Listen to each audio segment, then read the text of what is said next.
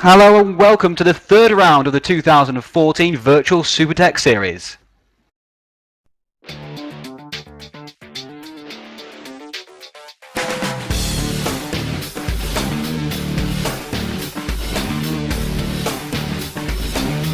Inside SimRacing.tv, the fastest show on the internet. Sim racing news and reviews since 2007, with new shows every week.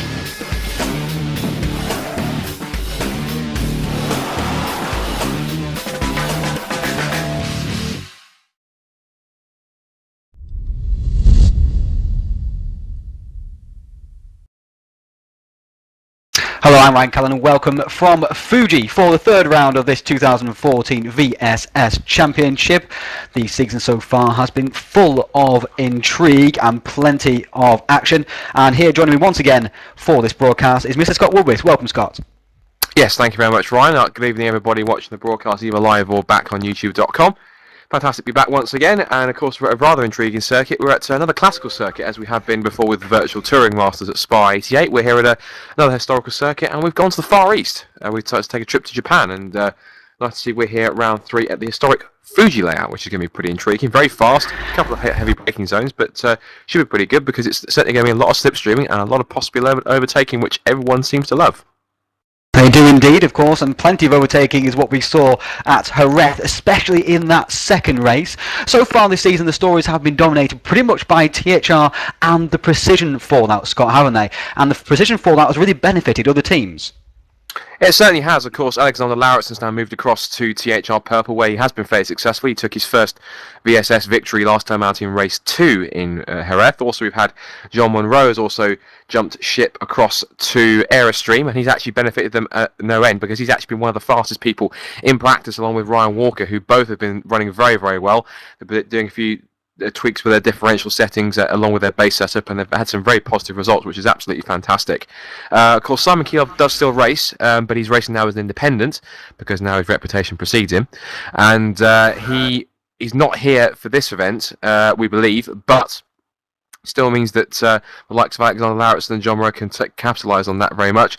But obviously, so far, the man at the moment is the man who's only man to have won more than one race this season after 4 races we've had, and that's Gergo Baldi. Yeah, he's been an interesting story so far this season. In the first race, he was challenging there for the win, then dropped back as his tyres fell away, as his debut pretty much debut in the TPS by himself. Of course, his actual debut was in the V8s and at the end of this season at Bathurst, driving alongside Jesper Torborg, which was short-lived, but his debut by himself was at Curitiba. He finished 6th, and in the second race he ran away with victory. And we saw at Jerez, he ran away with victory in the first race, and then it was a mirror image almost of the first race at Curitiba, where he fell back and got involved in an incident also with Eric Strana, which hasn't helped his championship really that much at all. He's had 2 wins from 4 races, whereas Lauritsen has only had 1 win from the 4 races. But Lauritsen's consistency is really beginning to tell. As you can see there from the spotter guide, the Drivers' Championship standings in front of you. Lauritsen leading over Gergo Baldi and Adrian Holm with 2 second places at Jerez lurking in the background. Of course, we've got Eric Strana, of course, the other man who was involved in that incident with Gergo Baldi in 4th. And then a great performance so far this season from both Ryan Walker and John Monroe. They really have come on strong in this season. And that's the reason why Aerostream are doing so well in the points. But seriously, Ryan Walker and John Monroe have been very impressive this season. Again, as I've just said, they are looking very strong this weekend. They have been up there constantly at the top of the timesheets in practice, so they can have a real impact today. Robert Wiesenmuller is 7th, but I don't believe he is competing today either, unless I'm very much mistaken. He's not, unfortunately. He's not from the race. So we've got the spotter guide there in front of you. A couple of those drivers are also absent as well. Kilo, for example, and Quaresma not able to race. Neither is Tuanainen, who had his breakthrough result actually at the second race at Jerez, didn't he? Because we criticised him all throughout the first 3 races for showing a little bit of speed and then just crashing, basically. And then in the second race, he was a model of consistency and finished 4th. So it's a shame he's not racing here today, but we've still got more than plenty enough drivers to provide us with plenty of action here. And we've got just under 3 minutes to go before qualifying. Let's tell you about a few events coming up in the Touring Pro Series in the next couple of weeks, in the next week or so, because we've got 1 week until we break for our Christmas, and then we start again in 2014 in January. On Wednesday, we go to Cleveland for the virtual Touring Masters, and you think, oh, Cleveland, nice straightforward track, lots of 90-degree corners on an airport. It's incredibly bumpy, and drivers have been complaining non-stop, Scott. Well, Cleveland personally is one of my favourite American tracks in terms of IndyCar. I mean, it was a circuit that's very flat, it's very fast, especially if you've got these big Group 5 race cars. They're going to be absolute monsters for top speed on those long straights. So they're really going to have their work cut out. And of course, because there's not as technologically advanced suspension as we have these days for touring cars, the bumpiness of Cleveland is going to make it interesting, I think, is the right word for those kind of cars, because they're certainly going to be bouncing around all over the place. That's going to make for some rather action-packed and rather comical consequences for anyone who gets it wrong. Indeed, and obviously as well, there's not many fingers to hit at Cleveland, so it could be just spins, you'll see. Wide Which is a forge kind of thing. But we might see somebody in the wall at some point. There's only one wall on one side of the track, but I'm sure somebody will find it at some point as well. At the last round, we saw Robert Wiesenmuller take his first rear-wheel drive win in the Touring Pro Series, his first outside of the virtual mini challenge. And in the first race of the season, we saw Ross McGregor take his first TPS win. So we've seen plenty of surprises.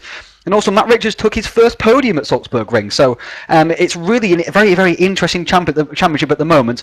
And as you can see, we go to all kinds of historic and iconic tracks in the new year. Also, the calendar there on your left-hand side. Next Saturday, at the same time as this particular event, we go to Road Atlanta. And that's a cracking track, isn't it, Scott? It is. It's home of the legendary Petit Le Mans, of course, the 1,000-kilometre race they hold every year at the end of what was the American Le Mans Series, now become the Tudor United Sports Car Series. And, of course, it's a fantastic track, lots of undulations, lots of long sweeping corners, the long back straight, the big braking zone at the end with the chicane, and the huge elevation change they have on that circuit. It's a legendary track, one of the best in North America. And these I was about to say Carrera Cup, I say Flat 6 race cars, because we can't call them those because they're not actually Porsches. But they should provide an absolutely action-packed event also. Of course, I believe it's a very tight championship. I did unfortunately miss the Lebanon round, but I'll catch it up on YouTube at some point because I have been busy working. But Monza was very action-packed also, and it's, of course, our most highly contested and most anticipated championship that we have running so far. So if Lebanon's anything to go by, I reckon we're in for quite a treat at Road Atlanta once again. We are indeed, and it's their surprise at the top of the table still.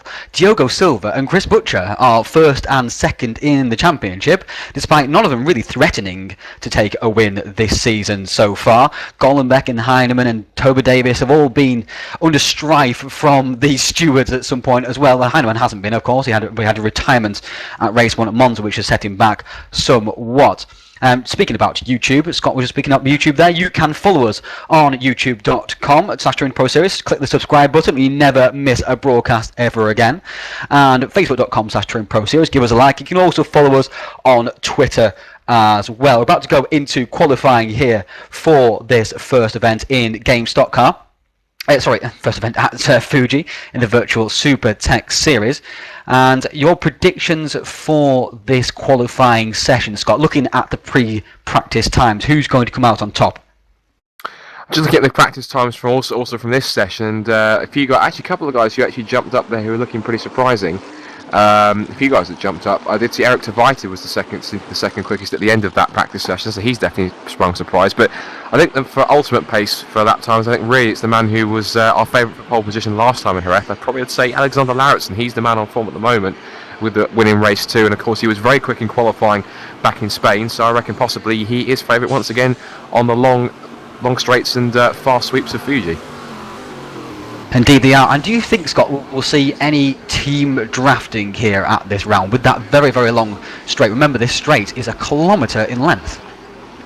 Quite possibly. I mean, the problem with the long straight here at Fuji is that basically these cars are not able to be geared long enough to not hit the rev limiter. I mean, what you'll find in the race especially is guys who decide to save their push to pass for down the pit straights, they will have the car bouncing off the rev limiter on the pit straight, especially if you're going to draft to someone else. That's going to make it doubly worse. So effectively it's all going to be about the drive off the final corner, and effectively how quickly you can get to that top speed that's going to be the key. So we probably are going to see guys, at least on the qualifying, it's not going to have too much trouble, because I don't believe you can use push to pass in qualifying. So you cannot now. So you can't. So basically the slipstream effect shouldn't be too much of a bother in that respect. I think we definitely will see possibly Aerostream and THR and the likes, and possibly Ice Cold as well, using those strategies, because it will benefit especially on the long sweeps. But in the race, the whole slipstream effect is only really going to be nullified because the fact if people are using push to pass, as I said, they're going to be hitting that rev limiter, so it's not going to be as efficient. But it's all going to be, as we see John Monroe here, the run on the final corner is going to be absolutely crucial.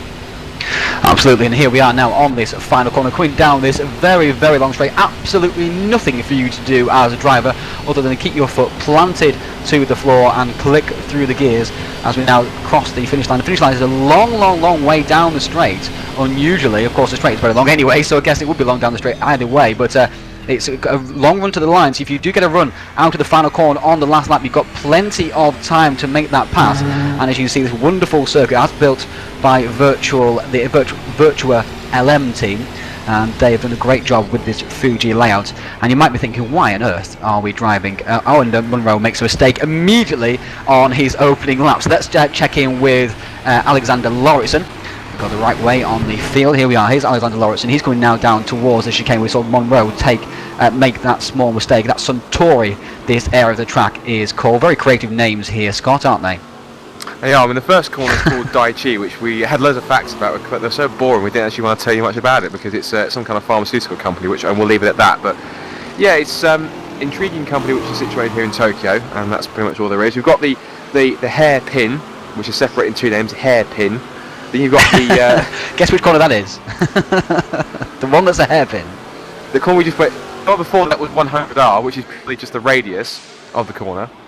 And then we've got this corner here, 300R, which technically would be its name if we didn't have this, the Dunlop chicane in place, because 300R is referring to the radius, and it would be 300R if it was actually unseparated by the Dunlop chicane. And then we head out onto the around this second part of this, what was the final corner, and it's purely, this is corner literally just called Last Corner. This part what here, a magnificent so, name. Again, very magnificent. I can't name. imagine the meeting for the kind of corner names took that long.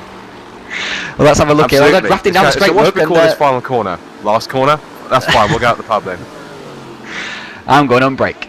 Right, Lauritsen now, they're going to cross the line, see what he can do. 32.6 early on, that's a good lap there from Lauritsen, just 2/10 off what he did in pre-practice, so that's a decent, yes indeed, 32.8 for Ryan Walker. That's not surprising because actually Ryan Walker is the fastest driver so far on the live timing, and you can check out our live timing by going to TouringProSeries.com/live timing. You can watch all the cars on track right now. You can also see the historical lap times that they produced throughout pre-event practice over the last couple of weeks, so make sure you check that out also as well, courtesy of Live Races. Lauritsen is purple, matching his car throughout the first sector here, as is Gergo Baldi also as well, and Lauritsen I think here is slowing down. Must have made a mistake at some point. Yes, he's let his teammate Ivan Navarro through, who just about, no, he didn't make the corner there under the shadow of Mount Fuji. Where is Gergo Baldi? Here he is. He's going through now that corner now, and here he is. He's taking 2 wins from 4 races so far, and 2 average results either side of that as well. So he's looking for a decent result here today, but he looks like he's up against it. He doesn't seem to have the out-and-out speed of Alexander Lauritsen. Having said that, he's 0.275 up in that second sector already, and looks like he may be setting the fastest time if he carries on like that of the 2 weeks so far, Scott.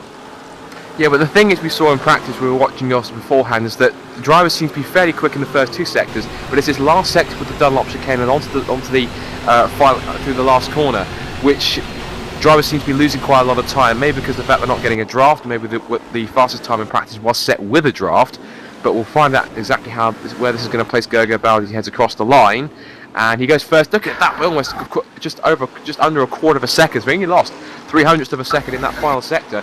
32.4, that is most certainly the fastest time we've seen all week here at Fuji, so it looks as though THR were kind of sandbagging a tiny bit with their times and basically decided to show their true pace in precision-esque style. If you remember when Precision Motorsport used to do that, it never used to run any public times on the server, used to do it all on their own personal server, just turn up on race day with no one knowing exactly what kind of pace they were going to run, and they would just blow the whole field away on most occasions. So Gergo Baldi is certainly pumping in a fantastic lap time and proving why he is the championship leader and why he's won 2 out of the first 4 races. Well, I believe he's actually second in the championship, Scott. Lauritsen here is the championship yes. leader. But he's won more races than everybody else, at least anyway. Yes, and Alexander Lauritsen here was purple in that first sector, but I believe it looked like he understeered quite deep into the Suntory chicane. So we'll see what kind of sector he's got here as he comes around 100R, and he's 4/10 down, as I thought he was going to be quite a way down. He's trying very hard there also as well. Not quite sure why he's trying so hard. Maybe he's trying to get a draft off his teammate Ivan Navarro, going on to start his next flying lap. It looks like that's going to be the case, and he's trying his darndest to catch up to Ivan. Ivan is currently in 12th at the moment on the qualifying team sheet, so he'll be pleased with that. And Lauritsen now, he's going to get a draft from Ivan Navarro down this straight. Ivan's, I think he's just backing off ever so slightly to give even more a draft. He must not be on a fast lap. And Lauritsen right in behind Navarro. Navarro pulls out and allows Lauritsen to come through. And Lauritsen actually picked up a 10th and a half there in the final sector. And it looks very untidy as well, so that shows how much the draft can be worth. So Lauritsen hopefully is going to be able to use this as he goes forward. It's better to get the draft off the final corner rather than to the first corner, because it's longer from the final corner to the finish line than it is from the finish line to the first corner. Lauritsen now is 0.078 down, so it hasn't really helped him, that draft in that first sector. Then fifth, it's John Monroe. John Monroe in the fifth spot there, just ahead of his Aerostream Ryan Walker. So it's THR, ice cold, Aerostream so far. Of course, Adrian Holm in 7th position, and then Danny Asbury running a decent qualifying effort so far in 9th. Then we've got Lars Brugman in 9th and Heinz Petzold in 10th, so a couple of unexpected, if you like, but pleasantly unexpected miscreants in 9th and 10th, if you want to use that kind of term. Miscreants? That's a bit harsh. I was trying to think of the word, and the miscreants is anything that came to mind, so bear with me. I was up for 20 hours working solidly, so my mind's going a bit frazzled, but I'm fine. A couple of drivers are outside that we maybe expect to be a little bit higher. Scott Sobek is in 11th. Thomas Ers has popped up into the top 10. So just bumped his core racing teammate down, look. He has, so I'm not sure Heinz will appreciate that very much. But Lauritsen now without the aid of a toe down the pit straight. Let's see if he can improve at all. Well, he was well down on the final sector. He was, but we'll see what he can do. Across the line he goes. He has gained time again through that final sector. So Gergobaldi's final sector wasn't the greatest. Adrian Holm has popped himself into third, just sneaking ahead of Strana, Tveit, Monroe and Walker. Look at those, they're all on the 32.8 marker at the moment. And if you're at the bottom end of the 32.8 marker, you are 5 positions down the grid. So it's a little bit harsh there to be 10th off, but there you go. And if you look at the gap between Danny Asbury and Rasmus Salo, where did he come from? So there we go, we've got 6 drivers. And Walker goes 32 points. Yeah, look at that. Great stuff from Ryan Walker. He's been maturing and improving as a race car driver over the last 6 months or so, and he's continuing to carry that form into Fuji here. Very impressive, Scott. Yeah, Ryan Walker, as we said, touched on in Jerez, the fact that he has done all sorts pretty much recently. He's done a lot of single-seaters this year. He's done a lot of endurance racing. Loves his endurance racing. Mainly runs in GTs. He has done some LMP stuff as well for Satellite Racing, who are also represented here today by, I believe it's Brandon Warren, who's also here in the field at some point. I need to see whereabouts he's qualified. I'm not sure. He's 22nd. So 21st now, as we say. Like he's jumped up on a 35.2, so that's looking too good. Danny Asbury, of course, P9. Optimum Sim Racing, and he's doing a decent job as well in the top 10. Of course, getting back to form as we mentioned before in Jerez, after he's gone back to his Logitech wheels after he wasn't quite feeling the Fanatec wheel that he had before, so he's gone back to a G27. He's actually having a much better time, and Danny seems to, I thought Danny disappeared, but there he goes through shot as he heads onto the pit straight and running. Pushing a bit too hard. Into the wall as well. That's a big accident. If he does that in a race, he will be in trouble. But that's the end of him. He won't improve any further than 9th spot there, Scott. Who else is back out? Who's out the track? Who's this coming through here? Can we spot who that is?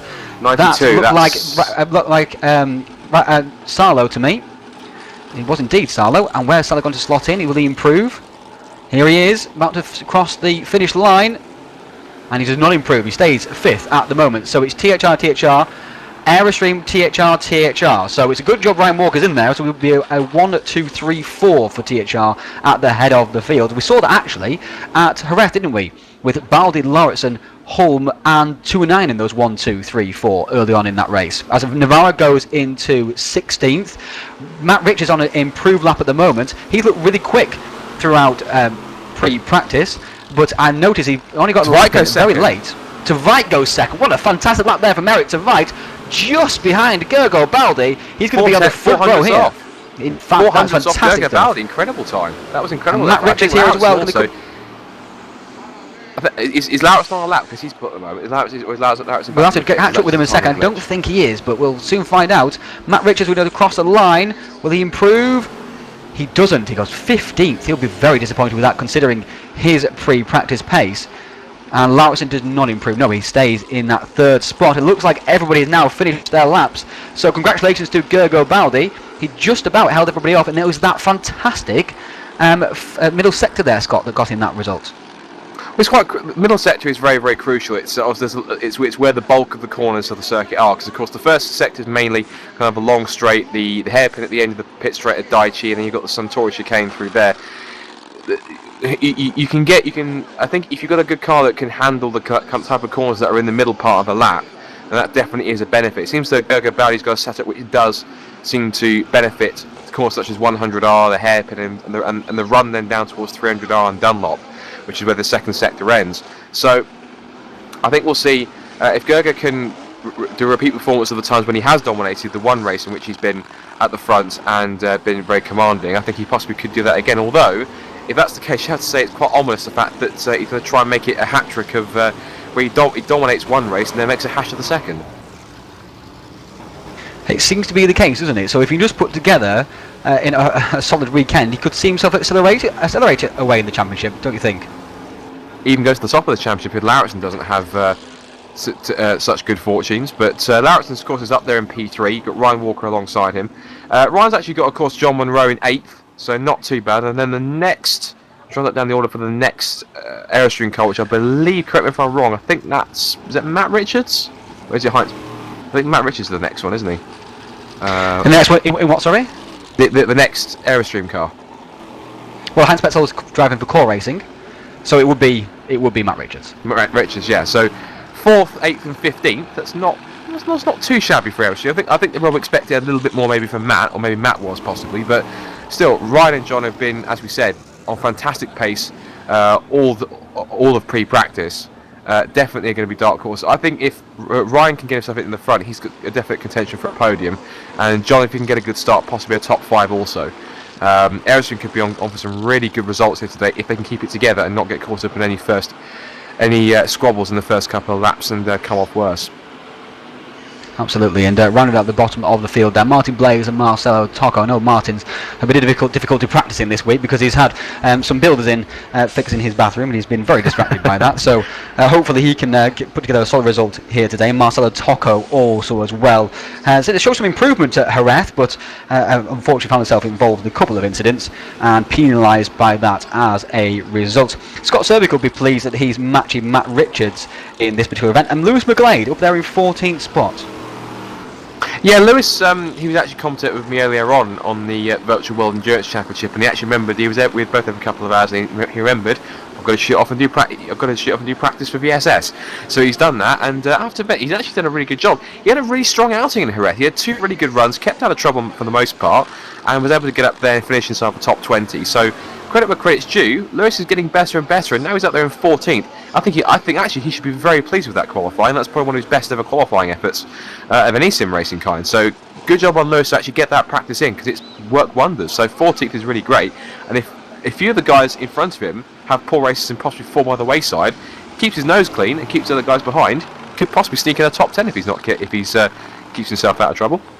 And that really would be a result for Lewis. Absolutely. As well. He's come in leaps and bounds in the past couple of months as a sim racing driver also as well. It's great to see, to watch this magnificent view down the straight as people are coming out just doing practice starts and going down the grid also as well. We've got a standing start once again, Scott, so we've gone away from the rolling starts after a successful trial at Jerez, and we're back to the standing starts, much to Danny Asbury's pleasure, I believe, Scott.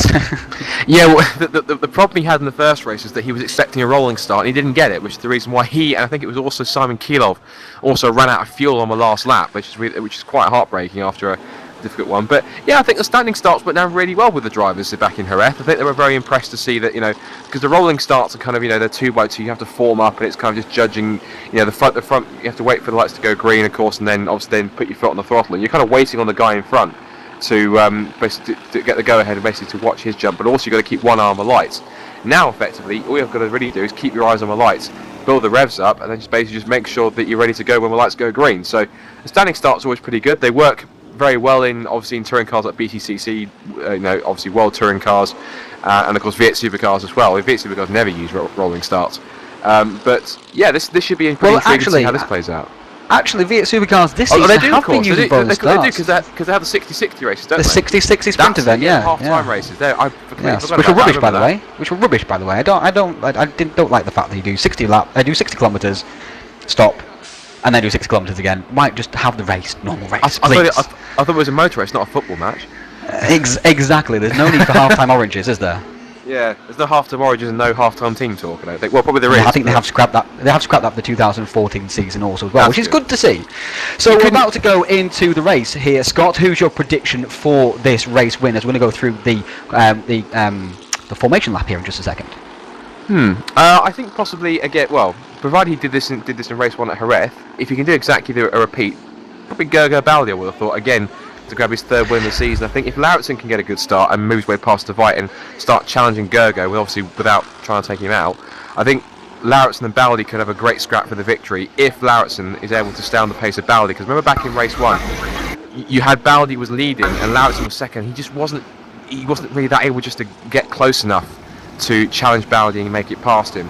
Whereas I think if he's able to get it to dispatch with De Veit very quickly and stay with him in the opening couple of laps and just keep him on his ultimate pace, and I think they could have a fight for the lead in their hands. So yeah, I'm going to go with Baldi. I think provided Lauritsen can't a challenge.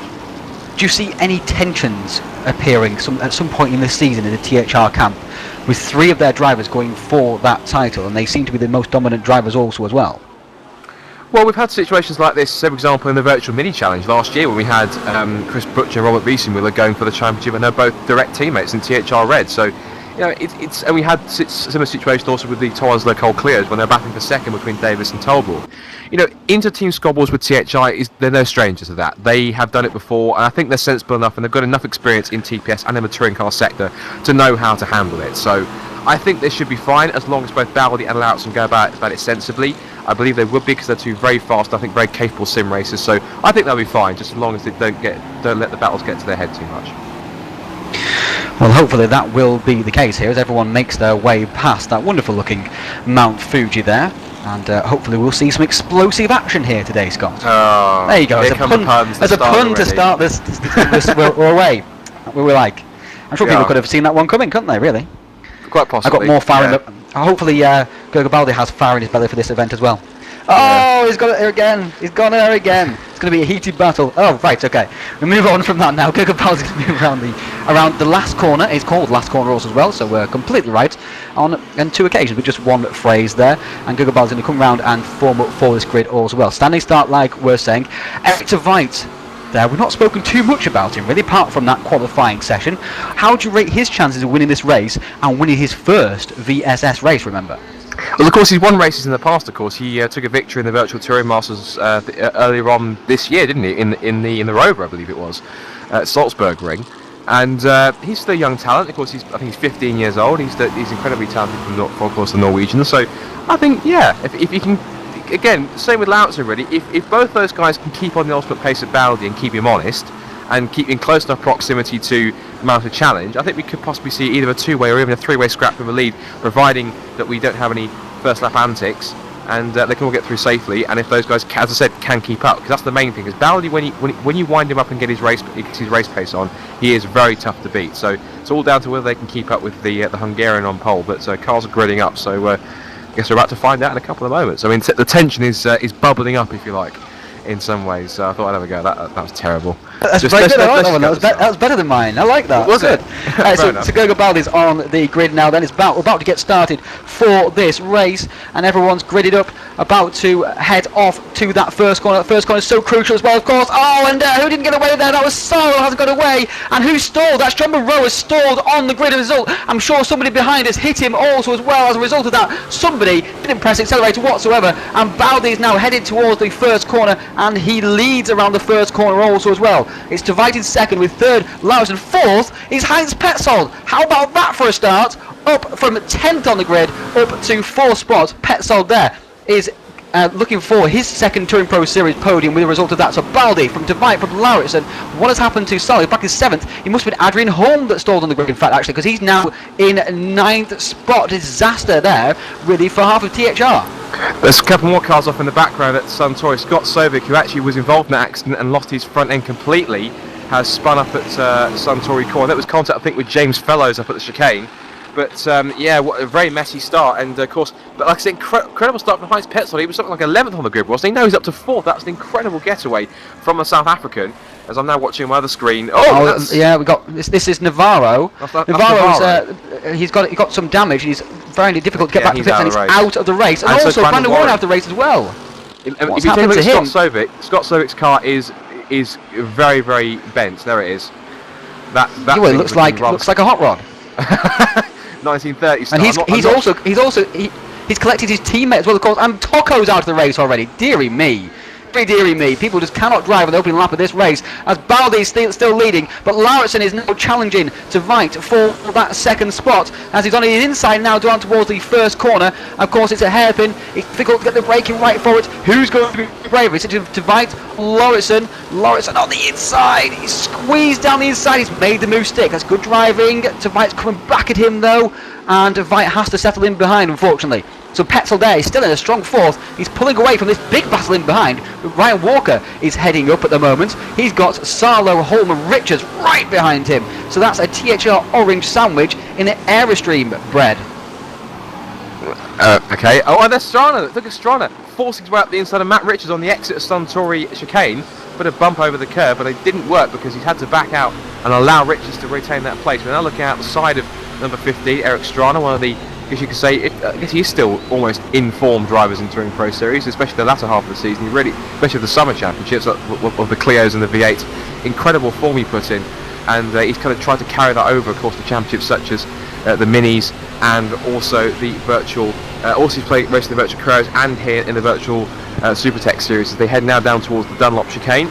It's almost minus third. Watching there, and Walker seems to be the catalyst because he's now he's been given the hurry up by Salo, who I think managed to get past his teammate back up at the Daichi first corner at the beginning of this lap. We're now looking back from Ryan Walker as we now head onto the pit straight once again out of last corner and onto. There's a long 1 kilometre straight, and here comes Rasmus Salo, got the perfect draft off the corner, will move to the inside, and how about that? Just breezes past Ryan Walker as if he's not even there. And where did Adrian Holm come from? Adrian Holm gets the toe, and it's now side by side for the two THR orange cars, and there goes Adrian Holm from 7th to 5th in one move. I'm not sure Ras Salo will push it, and there goes Walker back to the inside. Ryan Walker decided. How on earth did Ryan Walker manage that move, Scott? How on earth did he manage that move? Look at this. Inside of both of them, and just throws caution to the wind. See you later, guys. Up the inside. And it was easy. He didn't even run that wide. That was incredible. Yeah, I'm surprised. He's surprised he got it stopped in time. Move. Look at Holmes going straight back around the outside of him now, though. Look at Strana and Richards again. Strana forcing his way up the inside. It might get his nose up and look up the inside of Salo as well. But Salo cuts off that avenue as they head down towards the Salo's jinked. And Salo is now holding on very nicely. Is now Lars Brugman's down in P10 ahead of Thomas Erzen.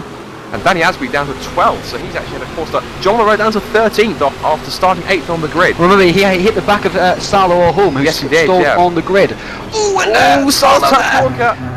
Oh, that was close. Almost a bit too close for comfort, and it almost pushed him straight off the track, but he managed to get it stopped. That was good driving, actually, in the end. As to Tvite and Lauritsen are still fighting over that second spot also, but we can't take our eyes away from this battle at the moment. Baldi's pulled away by 2 seconds as a result of Tvite and Lauritsen fighting, and this is Salo right on the inside at the last corner, and Walker's run out onto the curb, and here comes Strana. Strana's going to take that position as a result of that. He gets 2 positions in one. Thank you very much, boys. While you two just go side by side, I'll just breeze straight past you. But Walker has gone from 5th to 8th in a lap. And Walker seems to be very good on the brakes. We'll see if he can do it again. Again, as they go into the first corner, having a look, Salo just cuts him off. So, but I think looking at it, Salo actually almost ran Walker out of road. You saw he saw Salo move across on the racing line at the exit of last corner, and he just didn't. I don't think he left Walker enough room in some cases because it was very uncompromising, wasn't it? It was marginal. Very uncompromising. It was very uncompromising, but Walker decided to back out of it, and that also allowed Strana to get past both of them. So it's brilliant the fact that the Fuji Speedway front straight is so wide, because you can have 3 wide, even 4 wide, I guess, in some cases, if you're very careful, down the pit straight. It's all just basically, it's just who is last of the late breakers and who's brave enough to stick it up the inside into Daichi corner. But it seems though for the moment, it seems to have calmed down in that kind of that mid-top 10 pack. So we're going to look back at the front runners, as here's Gergo Baldi still leading, but second place is still, the fight still goes on, as Tveit has now got back past Lauritsen, and he's now into P2. So Lauritsen now will get this time will get the run through last corner. In fact, he's getting it already out of the Dunlop chicane and back onto the pit straight, and we'll see exactly what kind of a toe he will get. So here they come then, and Tveit a little bit wide, and here comes Lauritsen. He has got an open invitation to just draft past Tveit, and there he goes in second. But now Tveit will just come straight back at him, because he's going to get the toe. Whether or not he's actually going to be able to keep close enough is another story, because Lauritsen had enough speed to not only set the fastest lap of the race, but to also just keep his nose in front, as Holmes now trumps that with a 32.4, and that's in, that's qualifying pace. That's qualifying pace. Qualifying pace. But of course, as well, they've got the push to pass as well on this layout also right now in this session. So, and Holm now, here he is pressurising Heinz Petzold, and you would feel this is just a matter of time before the Swede puts away the South African. It's not a place to be passing here, to be honest, unless you're straight right alongside. It's so narrow, and those curbs are really quite large. You cannot afford to jump over the top of them, as Petzold slow on the exit, and Holm now on the inside. He should now take this position around 100R, and yes, he's past Petzold. Petzold lets him go through. He knows that discretion is a better part of valour, right, because Holm is much faster than him and had clearly had the inside. That is the art of being overtaken and realising the big picture, but unfortunately it means that Petzold's passed Holm and allows Sarlo to be his next hunter, and Strana has been passed by Rasmus Sarlo also as well, because remember, Strana went past both him and Walker in one move. So THR Orange on the move here at the moment. They went backwards early on, but they're going right back in the right direction at the moment. Lauritsen's only 1 second behind Gergo Baldi now. Baldi had a 2-second lead at one point, so let's see what can happen here. Lauritsen is on this back straight. He used the push to pass last time around. For those who are not familiar with the push to pass, and here is a demonstration of it from Eric Tveit, it gives you an extra 80 brake horsepower for 10 seconds. You can use it 8 times in a race, and you can use it every 2.5 minutes. That's the fastest lap of the race there from Eric Strana. Right, he'll be right in behind Rasmus Sarlo as well. In fact, he's passed Rasmus Sarlo. So Strana sets the fastest lap of the race and picks up position as well, as Petzold is dropping rapidly back to this pack also. He's going backwards, unfortunately, right now. Had a great start to the race and is making the most of it, but he'll be... Oh, it's Strana big deep in there. He's hit Petzold. No. He's hit Petzold. Oh, and Sarlo has hit also Petzold as well, as people recovering there. That was Sarlo. He's now back to 9th spot. Let's get a replay of that from Sarlo's perspective. Here we go. Strana too deep on the brakes. There is Petzold. Oh, no way of avoiding that. Poor Heinz Petzold, doing so well and through no fault of his own, has now been spun back down from 5th to 13th. He'll be furious about that, and Strana will be in strife also as well with that move. And also, Lars Brugman actually made some contact with Rasmus Sarlo on the aftermath of that incident. But let's talk about Heinz Petzold. No disrespect to him, of course, he was 4th, but with the faster cars around, it was a case of when rather than if he was going to start falling back down the field. But to do it like that was kind of uncalled for. I think Strana was probably a little bit too... He just misjudged his braking. He was just a little bit too impatient to try and get around him, and he just tagged the rear end. And of course, these cars, even though they're kind of very aerodynamic and very kind of almost lightweight race from the rear end, rear quarter, and it can send them around. As we see, Adrian Holm up to 32.3. Incredible that from Adrian Holm. Well, that extra 80 brake horsepower, of course, benefits you so much, as Munro here is demonstrating it once again. Had a better run out the final corner, but also had the push to pass and the slipstream, and that is what it gives you down this 1 kilometre straight. Munro back into 11th spot. He's got some damage on the right-hand side of his car, so he's missing the side skirt off the right-hand side of his car at the moment. A lovely painted side skirt by Ben Richards. It was nice gold stripes inside. Is now completely gone, so it's pointless painting that for poor John Munro, who got balked offline by a non-starting THR orange car. I believe it was Rasmus Sarlo. No, it can't be actually, because Rasmus Sarlo was in 5th spot, and that's on the other side of the grid, so it must have been Adrian Holm who didn't get away from the grid. Gergo Baldi still leading by 1.6 seconds for Lauritsen. The gap is still well, it's fluctuated a little bit, isn't it? More than we would expect. Lauritsen had taken 3/10 of a second out of Baldi in this lap, but there was 2 seconds again a lap or so ago. So maybe it's just the push to pass schedule is really making this this gap vary by quite so much.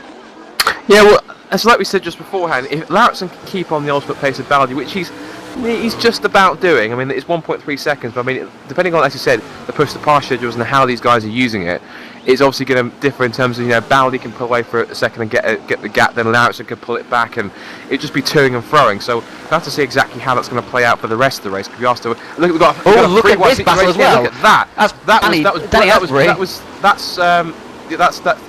That's Brugman, Asbury and Sala down the pit straight. We've got Asbury to the outside, Brugman to the inside. Sala's going to sit back and think, just scrap amongst yourself, boys. I'll pick up the scraps as Asbury sweeps across and Asbury takes with the outside perfect line. braking goes right around the outside of Brugman. Great stuff there from Asbury.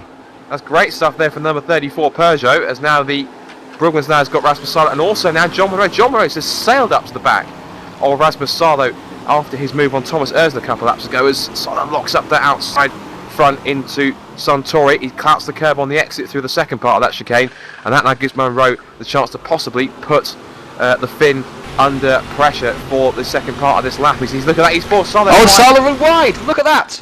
Yeah, Sala. Opportunistic, Monroe straight through. Yep.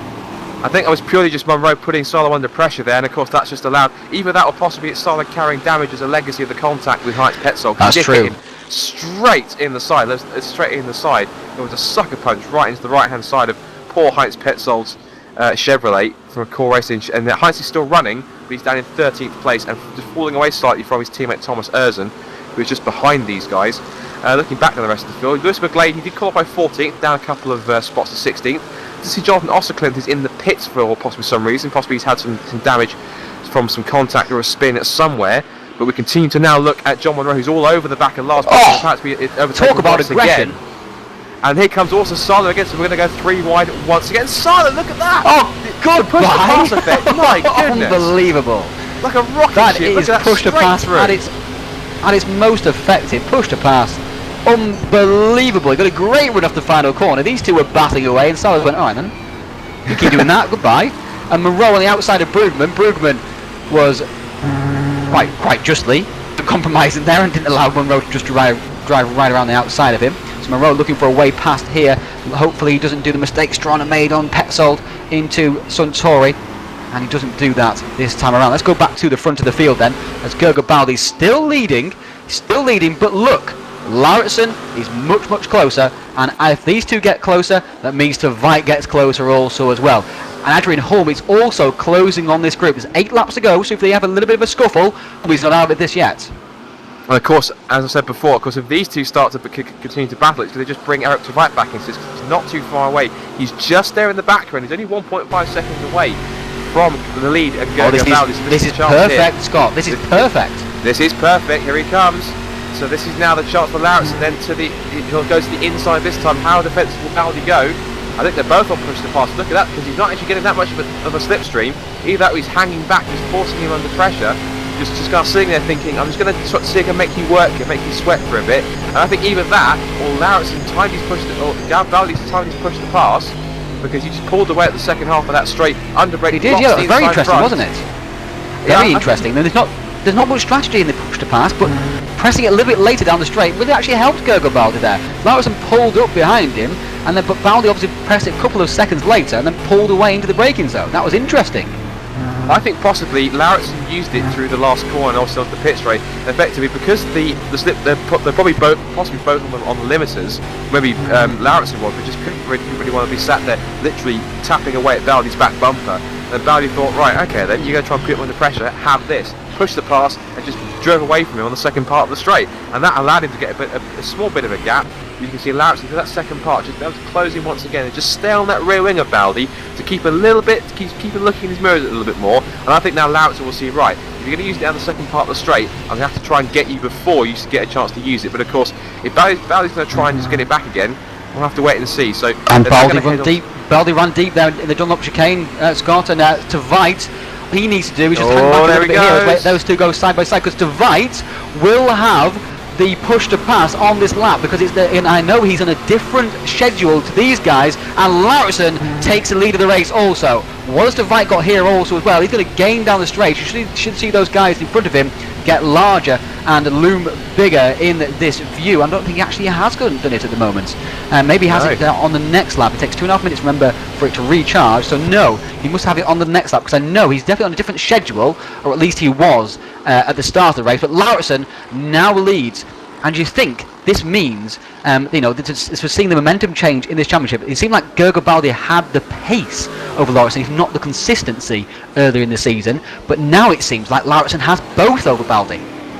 Well, of course, Baldi, who said that he's still a relatively like a rookie in touring in the kind of touring car wise. Of course, he's much more experienced in kind of single seaters, of course, over in FSR, and of course he's come to TouringProSeries to kind of, I think, keep his hand in whilst FSR is now in its off season during the winter. So that's a good thing for drivers like that. He can compete regularly in one season in another format. They want to keep their skills sharp. They want to keep themselves fresh, keep on top of their sim racing activities. It's good to enter in a different series and try and handle something different. Of course, Gergo, as you said, made his debut back at Bathurst in the V8s at the 500, which was premature when he obviously when we had the red flag. And so now it's with a huge lock-up into the Dunlop chicane there. That possibly may have compromised his run. Seen that a lot there from him, actually, a lot. But throughout practice in this race, he really just does unload that front right tyre. I don't know whether it'll hurt him later in the race. What do you think?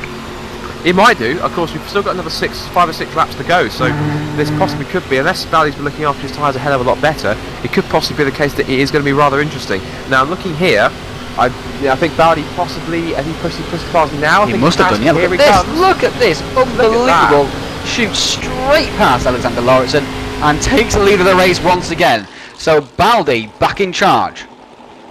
But for how much longer? Because of course we know these guys are on alternative push-to-pass strategies, of course, and I'm pretty sure Lauritsen's will be recharged by the time they get around to that point next time by. So, and de Veit's still moving around in the background, only 1.5 seconds back. So if he can just find that little bit more in his final 6 laps, then he might just be able to throw himself into the mix and make it a 3-way fight. And we've seen throughout this race that if cars get 3 wide, it's usually the guy who's at the back of that queue that can make up the time. Because of course you can make up 2 places pretty easily with the use of a double tow from 2 cars plus push to pass. You get an immense power and speed advantage down the straight. We saw people like Rasmus Salo and Baldi mistake again. He's lots of understeer from Baldi in the braking zone, Scott. Lots and lots of it. We've seen it plenty of times now. He's just carrying too much speed in, and it's making him wash wide on the entry to corners. Talking of washing wide, by the way, Rasmus Salo has no front splitter or front flicks either at all, so he's got no front downforce at all. That's why we saw him run wide by quite so much early on. And these are long corners, and like we were speaking about before the broadcast, Scott, very front limited at those corners. Yeah, this is a very front limited circuit. Of course, these long corners means there's a lot of strain, especially going on that left-hand side, because it is a clockwise circuit. And of course, there's a couple of rear limited sections, like the hairpin and the 2 chicanes, and possibly the hairpin as well. But look at this again, Lauritsen, as we said, here it comes, push the pass and the tow, and look at that, before he's even got to the start and finish line, gets the move done. And look at that, again, the speed advantage. But I think Baldi, will he try and come back and down the straight? Not really, but you see that's trying to think that it was on the inside. There, just pulling, getting out of the way there. He was having a couple of problems. He did actually say to me just in a message just very briefly that he's having 1 or 2 problems. So the car twitched with a fast right-hander, so he corrected it, but it over-gripped, and that's the reason why he had to visit the pits and why he is 2 laps down on the lead, is back in 20th position. But Lauritsen now, let's see what he can do. And he's got relatively clear air. Baldi's wants to follow. I would have thought the key thing there, Scott, sorry to interrupt, what I thought the key thing there was that even though Baldi hit the push to pass on the lap where he passed for the lead once again, Lauritsen kept up around the rest of the lap. Usually what happens, you see people press the push to pass and they pull away, and then the other person catches up with the push to pass and it stays line of stones to go through. But Lauritsen clearly has a speed advantage in this race, and we've seen before that when Gergo Baldi is fighting for speed and he's not leading the race and he's having to try a bit harder, we've seen mistakes from him. So we could see before the end of this race a mistake from Gergo Baldi in the last 4.5 laps of the race. Do not rule that out here, because that's what it's been doing so far this season. It's been win or bust pretty much for Gergo Baldi this year. It really has. It's kind of like win or nothing. It's kind of, it's the win or crash strategy really. And of course, Baldi hasn't really crashed. He's been involved with a couple of cars and a couple of incidents, but of course, really, he hasn't had a major off, which has kind of seen him out of the race and not score any points. So Baldi can at least keep it on the black stuff for the most part. But even so, if you look at it, Baldi's, again, look at it on the pit straight. He is using push to pass either now, but he hasn't closed in. He's come across the line. He was a second off. So either Baldi's I don't think he used it back. that time around. It's difficult because the timing, I'm not sure it comes back in time.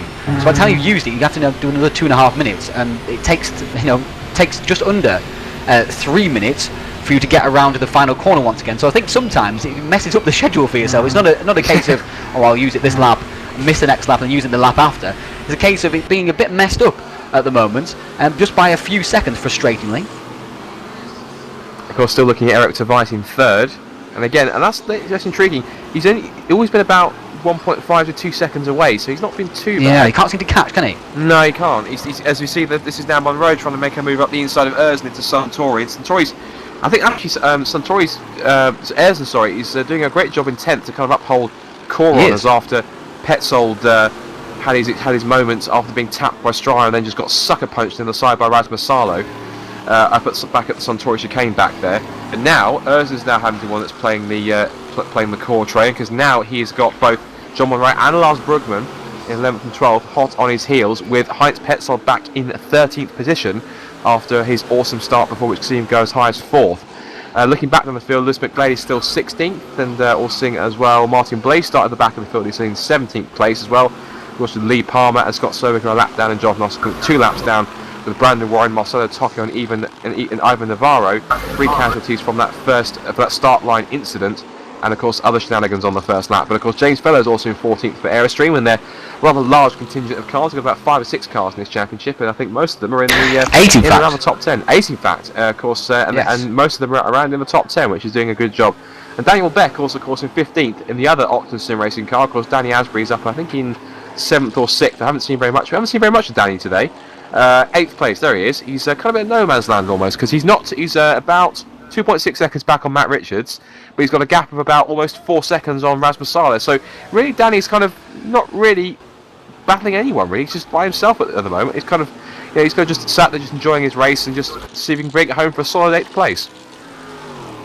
This was a guy who would be very miserable after this race. He got a great start to the race. Started from 11th, was up to 4th, inevitably passed by a couple of the faster drivers, and then, well, in fact, passed only by one driver, and then spun by Eric Strana. Strana just braked a bit too late into Suntory. It's easy done as well, of course, because Petzold wasn't quite as fast as the drivers around him, so maybe they were caught up by slightly earlier braking. But really, Strana should have been a little bit more careful there, and Petzold will be as sick as a parrot about that. Back to the front of the field then, while people are a little bit spread out here at the moment actually, with just 3 laps to go. We've had plenty of action throughout this race, 12 laps of very close racing, but Lauritsen finally has wrested full control of this race from the Hungarian Gergo Baldi. Tveit just cannot quite keep up at the moment. Well, I've said that actually, he's actually closing out to 0.9 now to Gergo Baldi ahead of him, so I was talking absolute rubbish. Hopefully we'll see a race, a final effort here from Eric Tveit in the closing stages. I thought Holm might catch up to these front runners also, but he hasn't been able to do so. He's got Lee Palmer in behind him, who's a lap down. Adrian Holm, he was the one who stalled on the grid and was hit by John Monroe, who then stalled, of course, as well as a result of that. And John Monroe's been fighting back through the field. He's now in 10th spot. Strana will be in trouble after the race, but at the moment he's in 5th spot with 6th spot Ryan Walker, 7th spot Matt Richards. So you've got 6th and 7th there for Aerostream. So Matt had a very good race actually, hasn't he, after a disappointing qualifying. You remember he qualified in 15th position, not where he'd been showing his pre-event practice. So he's up to now 7th, and Danny Asbury, as we're talking about, had a very quiet race in fact actually, apart from a couple of side-by-side incidents. He's up into 8th spot after a poor start to the race. Rasmus Salo is struggling around the track, as you can see, without a front splitter currently, and he's just going to just do his best just to pick up that solid 9th spot with John Monroe there. We're talking about him. He's in 10th. He's finally got past Thomas Erzen, who's dropped behind Brugman also now as well, the Slovenian, the teammate to Heinz Petzold. So back at the front of the field, we're going to follow now Lauritsen for the final lap of this race, and it's been a fantastic display from him, hasn't it, Scott? It really has, and he's one, as I said for the couple of times just before the race, is that if he could stay on the ultimate pace of Gergo Baldi and just try and push on, he really could put himself in contention for the victory. And he's done just that. He has done a fantastic job. A couple of scraps where they kind of went to and fro between himself and Bowley for the lead, but all in all, Lauritz has managed to break away. He's found the pace that he needs, and he really is closing in. But the intriguing thing is that Eric de Veit now is less than a second behind. He's now got it down to 0.9 of a second behind Gerger Bowley. He's got one more lap to do it, and I'm wondering if he's got to push the pass left, can he possibly, onto the pit straight for the last time, maybe snatch second from Bowley? It all remains to see whether or not Bowley has a push the pass left in reserve also. But de Veit's, he's closing under braking, so he's not too far away. It could be done. I think de Veit will just be happy to take away a solid result, because lately he's been not finishing very many races at all. VSS, VMC, VTM, there's lots of non-finishes lately. He'll just be hoping he picks up this third spot and the solid result that his pace has deserved finally. And out of nowhere, Adrian Holm has closed the gap down to 3.8 seconds to the leader, 1.2 seconds in the last lap alone. Not quite sure exactly what Adrian's been doing the rest of the race, if he's been holding that kind of pace up his sleeve. But he's now in that fourth spot. He won't challenge though for the win or for the podium. It's going to be Alexander Lauritsen who takes his second win of the season in race 5. He'll extend his championship lead over second place in the championship and second place in this race, Gergo Bowley, who completes a THR 1-2. Third spot to Ice Cold Racing's Eric de Veit. He'll be pleased with that, in fact, actually, to be third. He'll obviously want to win, but third spot is progress on what he's been doing lately. Fourth spot for THR, Adrian Holm, and Ice Cold Racing there in fifth spot. So third and fifth for Ice Cold, with Aerostream in sixth and seventh with Ryan Walker and Matt Richards, and eighth spot Danny Asbury. He continues his progress back from his year of discontent while using the Fanatec wheel. Rasmus Salo in ninth spot, recovered there after that big contact with Heinz Petzold, while 10th with Lars Brugman, 11th for John Monroe. So Lars just pit Monroe to the line there. Look at that, level exactly over across the line they were. 12th spot to Thomas Ayers and 13th to Heinz Petzold. It's not a bad result really for Heinz, considering he started 11th, but when you put it in context, he was 5th after a few laps of the race. Point with that. 14th spot is James Fellows. A solid run for him, well inside the top 20, plenty of points for him. 15th spot for Lewis McGlade. He might move up during the race, but he actually lost one position overall, while 16th for Martin Blaze and 17th for Lee Palmer. Who did we lose early on? Because I believe Lewis McGlade was in 16th, so we lost somebody from 15th place, I believe, and Scott Cervic, the Ice Cold Racing, the Aerostream Hot Rod, comes across the line in 18th spot, while Jonathan Ockerlin finishes in 19th, and last of the finishers, as we saw a bit of attrition in the opening race there. But that's a fantastic display from Alexander Lauritsen, Scott, and is this the beginning of a Lauritsen championship finally?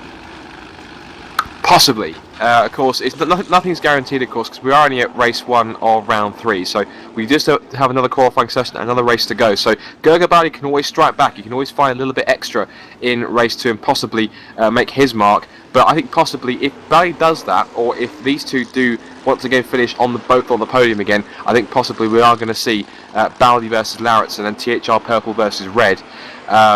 For the championship this season. It's going to be one of those two guys. But I think, to be fair, Gerger Bowley, in what is only probably his, I'm trying to think now, his 5th or 6th ever TPS race, the fact that he's up there on the pace and challenging potentially now, the makings of challenging for a championship, is damn impressive for someone who usually races single-seaters. So I'm very impressed with Gerger Bowley that he's managed to adapt from single-seaters to tin tops so quickly and be able to be on the pace as quickly as he has been. Because we've seen several drivers who aren't able to make that transition. Rasmus Tali, for example, comes to mind as well, who tried out the Thomas Lecole Clio series and pre-qualified way off the pace also as well, especially for a driver of his caliber. So it shows, you just can't just come straight across and think, oh yeah, I'm going to be quick. It doesn't work like that at all. Fortunately, the techniques involved are all very different. Absolutely, and then racing involved. Like that. And also I know for a fact that... Go on. That's what I was going to say. What one, of course, of sim racing who I know doesn't really fancy tin tops at all is Bono Huis. I know for a fact that I was told that he doesn't do well at all in tin tops. I know for a fact that Precision Motorsports hold their own race of champions, which is obviously using the Megans, and he was actually beaten in those because, of course, he just doesn't race tin tops at all. He's solely single seaters and FSR alike, so he just doesn't race well in a touring car or a GT car at all. So it is personal preference. There are some drivers who I guess people come to mind like Ryan Walker and Oscar Harbeck, and one of the better examples, Jack Keefe, of course, who have the ability to be able to be a bit of an all-rounder. They can race in kind of anything, a touring car, a GT. Chris Butcher as well, yes, absolutely. Single-seater, a touring car, a GT, a prototype. You know, they have that ability to just be... You're able to kind of shove them within reason almost anything, and they're going to be competitive. They have the ability to adapt and kind of have a feel for different kinds of cars and different drivetrains, like mid-engine, front-engine, rear-engine, front-wheel drive, rear-wheel drive, four-wheel drive, and be able to take a few laps and think, right, I've got the base now, I know what I need to do, the basics of what I need to handle this car. Now I can start building and how I can, And the key thing as well, I think, Scott, is not necessarily the driving involved in touring cars. It's the racing involved in touring cars. Pack racing. Exactly, and you find it time and again. People who are in single seaters, because they're often all very spread out, because that's just the nature of single seater racing. You find that they're in close packs. There's little bits of contact here and there, and they get very, very angry and lose their cool very easily, don't they? They do. I think, but if those guys who I think it's easier for like a touring car GT driver to then step into a single seater, I think, in some cases, than it is for someone who vice versa, because you're used to that kind of pack racing mentality. It almost comes as, I guess, in some cases, unless you thrive off it, a bit of a fresh air. When you go and step to a single seater and you haven't got cars all around you, think, oh, I've just got a bit of time to relax it, and I'm not as tense. You're not as tense, and you kind of obviously can't be too relaxed, but you relax a little bit more, because you're not kind of all caught up, and you have to be a bit more careful with a single seater, because if you do lock wheels, you do make contact, it can have a lot worse consequences than if you were in a touring car, for example, because if you make side to side contact with the touring car, you just kind of bang doors and that's it. You make side to side contact with a single seater or like a Grand Prix car, there's chances that the wheels could rub and one of them could get bucked up into the air. So, it can possibly, and does happen in some cases, where you make a couple of great contacts, and all of a sudden you've got a single seater flying up through the air, or it's caused to go airborne because two cars have interlocked. So it depends on how adaptable you are and going from one different discipline of racing to the next, I think. It does indeed. So we're going to go into qualifying 2 here in just a couple of minutes' time. There's been a bit of a rage on the driver chat at the moment, Scott, about the start of the race, and that they can't see the lights, and they don't know when the lights are going to go out and how many lights there are and whatever. I'm not sure how you feel about this, Scott, but surely it's not difficult to get off the line. Well, surely it's kind of if the guy in front of you moves, you move as well. It's kind of like, I guess it's usually that's kind of how it works. I guess if everyone else is going, that's kind of signal for you to actually move off the grid and actually start racing. But I think surely there is some kind of you have something that comes up on the screen in Games.com where it actually shows you that the lights are coming on. And if those guys have possibly disabled it, or if it isn't there possibly at all, then I'm not sure what else to suggest. But I guess it's a case of it's common sense. It's pretty a case of just watching other cars around you, and that when you start, that's when you go. Really, I think that's the kind of marker you take if you couldn't see the lights. I think there are some drivers who just don't have that mentality. They're expecting to see a gantry of lights or something come up on the screen that says the lights coming up one by one and then going out. But if you haven't got that, you just have to use your head and kind of think outside the box a little bit. What are other drivers doing? Are they, look for movements, signs of when they're going to move. Obviously, you have to be careful, because of course if you move too soon, you're going to get a jump start and then a penalty.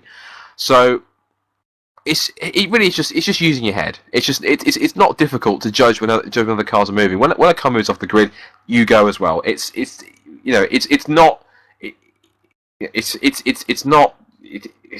not difficult. It's not silly. It's not silly. It is silly that they're arguing over it. But I'll leave it at that. I'm getting tongue tied. We'll save Scott from himself while he just goes away and gives himself a slap in the face for a second. Yeah. Returns with some words in his mouth. Yeah. Now we're going to go into. Fantastic! You slapped yourself twice. That's great. What else can we get him to do? Leave a little note in the chat on our TouringProSeries.com/broadcast page, and write in the chat what you would like Scott to do, because it seems like he'll do anything, in fact, actually. So think of some wacky things for Scott to do during this broadcast. Answers in the chat room, please. Now we're going to go to this qualifying session 2 here, and who's your favourite for the pole position last time? Remember, Gergo Baldi took pole position last time around with Eric Tveit on the front row alongside him. Well, Tveit had put in a cracking final lap to put himself on the front row. That was a great effort from Eric himself, and he was up there challenging with both Lauritsen and Baldi. So he has got pace in this circuit. So if I just that little bit more, and for whatever reason Lauritsen and Baldi can't do it, he could be a dark horse for pole position. But I think honestly, compared to ultimate pace, I think probably it's difficult for me to say who's better ultimately over one lap. I think race pace wise, this is difficult. I can't really split it. It's a kind of an equal. It's an equal kind of split between either Lauritsen or Baldi. I have to pick because they're the two guys that are the kind of informed guys in VSS at the moment. So I'm a little bit stuck for this one. I think if I'm going to be bold and make a prediction, because he was on pole by so much, but pole he and Tveit were so far ahead of Lauritsen in qualifying as a result of their pace in qualifying one. I'm going to go Baldi again, I think. But I think if Lauritsen can pull something out of the bag, he can definitely challenge. So there we have the assessment there from Scott Woodwiss. We are taking votes for what we would like Scott to do, and he will do it during warm-up. He will do it during warm-up, so please leave your message in chat, and I'll pick the best one as we go forward. At the moment, it's Sing a Song, Scott, so you get off lightly currently. Think about what song you would like to sing. We've got 7 minutes to go in qualifying. You saying I have to do this? Yeah, it's a request from the viewers. This is what the viewers want. We give the viewers what they want. We give them action, we give them entertainment, and Scott Woodwiss is being requested by the viewers. The spectators love you. God. Anyways, Alexander Lauritsen is like halfway round his opening hot lap here. Apparently, look for THR to slipstream a lot in this particular session, according to team boss Toby Davis. What do you think of that, Scott? That's not too bad. Sorry, I completely missed that. Who's prediction for Toby Davis? THR. Going to slipstream. Slipstream, absolutely. Yes, I think obviously look at that. That's a very typical thing to do. Look at that. They've got the two. I think whoever's at the back of that is that. I think that's who's at the back of that one. That's got Rasmus Salo and Adrian Holm. Adrian's going to get a mega toe, but the thing is, Salo's not close enough to Lauritsen to get that much of a toe. As John Monroe is on pole at the moment. Monroe is on pole at the moment. Great effort. And remember, and he's purple still. Remember, of course, he was quickest. Estrada trumps that with a 32.8. It's not the quickest time we've seen in qualifying so far during this weekend, but it is certainly a good time for Estrada to put himself up, at least provisionally on the front row. Danny Asman with a 33.1 to put himself in 4th. Rasmus Salo is up in sector 1, as is Adrian Holm. And of course, we know John Monroe is going quicker too. Also, Ryan Walker's up there. Also, personal best also so far at the moment from Brookman and from even Navarro. So we've got a few cars up there who are definitely trying to set some good times. Monroe is now, he's off by 2/10, but he's on a personal best. So effectively, he's going to improve, but it won't be the fastest time of the session. So he's definitely trying to go quicker and quicker. As his next nearest, of course, Airstream teammate is Ryan Walker in 6th position. So we're on board with Danny Asbury, looking at the front of the Optimus Sim Racing Peugeot as he heads his way through 300R. Rasmus Salo is almost half a second up on his personal best, and Adrian Holm is still purple by almost 0.4 of a second. So Adrian Holm is the man that's really flying at the moment, and he's, I think, possibly one of the cars around maybe in front. So obviously, if he's getting any kind of a tow, he should be on an absolute storm. Look at that! Is he ever? Look at that! On the back of Rasmus Salo, literally pushing him along, and here he comes. He's now going to pull alongside. And is it going to compromise him as well? I'm not sure. That's Lauritsen just behind, but here comes Adrian Holm across the line, and does he improve, go fastest? Oh, does he? Yeah, but 1:32.1. What a time from Adrian Holm. I think we have a winner. Quicker. We do have a winner. I think we have a winner. Ding, ding, ding. What do we have for him, Johnny? Couldn't resist. Anyway, Danny Asper goes to second. You don't even need requests from the chat room to embarrass yourself there, Scott, do we really? Just do it by yourself. It's good. As Goga Barley's only 7th at the moment with a 33.111. Liar is one of my favourite films, alright? I just couldn't help.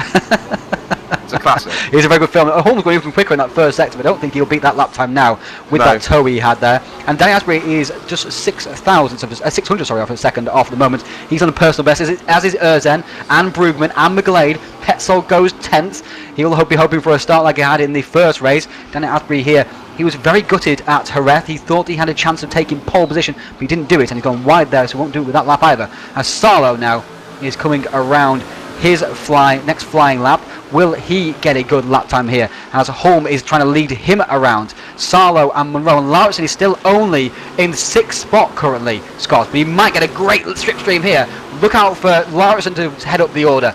He might find him go into at least at 2nd spot here. He's going to get a great toe, going to get a double toe in fact, behind Sarlo and Holm. That'll be fantastic for Lauritsen as long as he got a decent middle sector in at the moment. Sarlo now heading towards the line. This should be a fast lap from, Lauritsen heading towards the line. Should be a fast lap for Lauritsen as well as Sarlo as of course as well.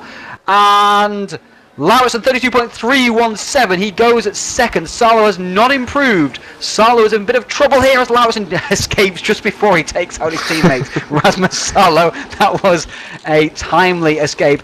And Gerger Baldi is in 3rd spot now with 32.625, nowhere near the lap time he did earlier. McGlade goes 12th. Fellows is in 14th. John Monroe is on a personal best. Walker is on the fastest sector of all so far in that first sector. So it looks as though it's the Flying Scotsman, if you like. Of course, John Monroe and Ryan Walker upholding guys. Of course, Matt Rich is also up there in 8th as well. So an overall decent performance to get 3 cars in the top 10 so far from Airstream in this second qualifying session. Thomas Erzen, of course, and Alex Petzold upholding us for core. And again, Lewis McLean, good job to get himself up into 12th place. It's a really good effort to get himself up there, just on the fringes almost of the top 10. As Monroe is now off by almost 6 tenths, but again, fractionally faster than his personal best. So he is this is going to be another faster time, provided he can get a good enough run through the exit of Dunlop Corner. A little bit of oversteer on the middle part of the chicane, but hopefully he can do a good job. As Devite goes to only 11th after his qualifying effort to put himself on the front row. He's got 2 minutes to try and improve that. If he can get a tow from one of his teammates or another car that's willing to donate one for him down the pit straight. A couple of drivers haven't even set times yet, including Lee Palmer, who's down in 24, and Gary Lennon, who really has been off the pace in VSS in this championship. It's not really one that he seems to fancy that much, as Monroe is now still 6th on a 32.8. Matt Richards is also on a time also in P9, and Walker has gone to P8 after that time now with a 132.883. So 132.8 seems to be a very popular time. So we've got 3 drivers on that. 2 drivers on a 32.7, 1 driver on a 32.6, Lauritsen on a 33, has now got Monroe faster in sector 1. James Fellows in another Airstream car goes up to 13th, pushing Lewis McGlade down to 14th as well. So a few more drivers popping up through the times as both Monroe and Walker go slightly faster. As Lennon taps the back of Lauritsen as he headed through the final chicane, and of course Lauritsen still going around getting a tow from his 2 THR sister teammates in the orange camp from both Rasmus Sarlo and also Adrian Holm as he heads onto the pit straight. So let's see if Lauritsen, of course, is going to get a tow down this pit straight to start. This is going to be his final effort, so he's going to have to give it all or nothing. As Monroe's now again on a personal best, he's out by almost 2 tenths, so he won't be quicker, but he will quicker enough to get himself on pole. He will at least hopefully move up through the order, and if he does that, he could get himself possibly at this rate, maybe around onto row 2 if he's able to displace both Rasmus Sarlo and be quick enough to even displace Danny Asbury. If he's up by almost 2 tenths, that could possibly put him on a 32.6. That will get him on the second row alongside Gerger Baldi. He lost it all in that final sector though. We see he's set at lap time and hasn't improved. Sarlo is faster than his fastest lap time so far in that first sector, as is Lauritsen. Let's check in with Rasmus Sarlo. He's the one that needs to improve the most at the moment out of those THR crew, as Baldi and Asbury are all green. Green means that they're faster than their personal best lap time so far. Petzold and Fellows and Broom, it's all kicking off, as is Tocco and Cervic. Cervic goes 10th, look at that. Cervic into the top 10. I'll be very, very pleased with it. So Scott Cervic goes into 10th spot. Who's yet to set a lap time? It's Gary Lennon at the moment. Yet to set a lap time. Is he on a lap at the moment? Let's check in with him. He is on a lap at the moment. He's got Gergo Baldi right behind him, and Gergo won't appreciate being held up at the moment. Gergo is only in 3rd spot on the grid currently after taking pole position in the first race. He's still faster than his personal best. I doubt he'll beat Adrian Holmes' time, however, though, of that 32.1. McGlade goes back into that 12th spot, so he's fighting hard as well. Great improvement from him. Holds back in the pits. Lauritsen is out of the final corner. I don't think he'll improve, but will Rasmus Sarlo. So here is Sarlo, about to cross the line now. He had a draft from Lauritsen down the straight to start his lap. Will he be able to finish the lap off in style? He stays 5th. Sarlo in 5th spot. Monroe is still in 6th. Baldi goes into 2nd with a great lap. Baldi in 2nd spot with a great lap without a tow, I believe. Without a tow, goes to 32.269. That is a stunning lap time from Gergo Baldi there as well. Very, very impressive indeed, Scott. Yeah, I think that was a mega final sector from Gergo Baldi. He must have had a fantastic run through the Dunlop chicane and the last corner in order to pull that one off. We're still looking at Lars Brugman, who he scores on a personal best, up by almost 6/10 on his personal best. So that's a 33.2. So that could possibly put him into the top 10 if he can improve and get a good run through the final corner. Looks as though he's going to get it, as he now brings the number 24 Ice Cold Racing Chevy onto the pit straight. Oh, a little bit of oversteer on the exit as he caught the curb. Let's see exactly where... Almost shot off the track there. Who's that crossing the line? Is that James Fellows in the foreground there crossing the line? And I'm not sure it was actually, in fact, but Brugman going to cross the line here. Will he improve? He does. Goes ninth. Good he job. Scott Cervic out of the top 10. So Brugman goes into ninth spot there. He continues his improvement throughout this season so far, and I believe that was the last lap time as well. So congratulations to Adrian Holm. He takes pole position here, adds to a pole position he had at Jerez also as well. So that's 2 pole positions this season so far already for Adrian Holm. Congratulations to him. But it's THR 1, 2, 3 at the top of the table, and it's Danny Asbury who's in that 4th spot, and Salo in 5th for THR. Ice Cold Strana in 6th. Aerostream, the best they could manage, was 7th and 8th with Monroe and Walker. Ice Cold there in 9th as well. So Ice Cold in 6th, 9th and 14th for Eric to Wright. Talk about a turnaround of fortunes there from 2nd to 14th in differing qualifying sessions. 10th spot is Matt Richards. 11th is Scott Cervic. So you've got Aerostream 7, 8, 10 and 11. Very, very solid indeed. They seem to be occupying all the positions in midfield at the moment, with 12th Thomas Airzen, 13th Lewis McGlade. He'd be very pleased with that. Tveit in 14th, Petzold in 15th, with James Fellows there in 16th, just behind his fellow drivers. So, Scott, we've got a request for you. I'm going to give you a choice here. Right. We've got, why should I be nervous about this? We've got three suggestions for Scott. During this warm-up, you can either sing a song, could be a Christmas song. Right.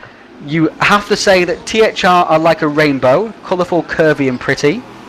Right. In a very nice voice. Or you have to imitate some kind of animal sound. Which one of the 3 would you like to pick? When you say THR is colourful, curvy and pretty in a voice, what do you mean? Do you mean what I think you mean? In like a little, like a camp voice. Yeah, I'll do. Okay. Come on. Am I going to do it now, or can I wait until... No, you have to, this is during warm-up. We're going to do it now. You've got a chance otherwise. Right. Hold on a minute. You can sing a song if you want to, or imitate an animal sound. If I was doing an animal sound, can it be anything? I'll pick. Oh, God, you're picking the animal sound. God. Yeah.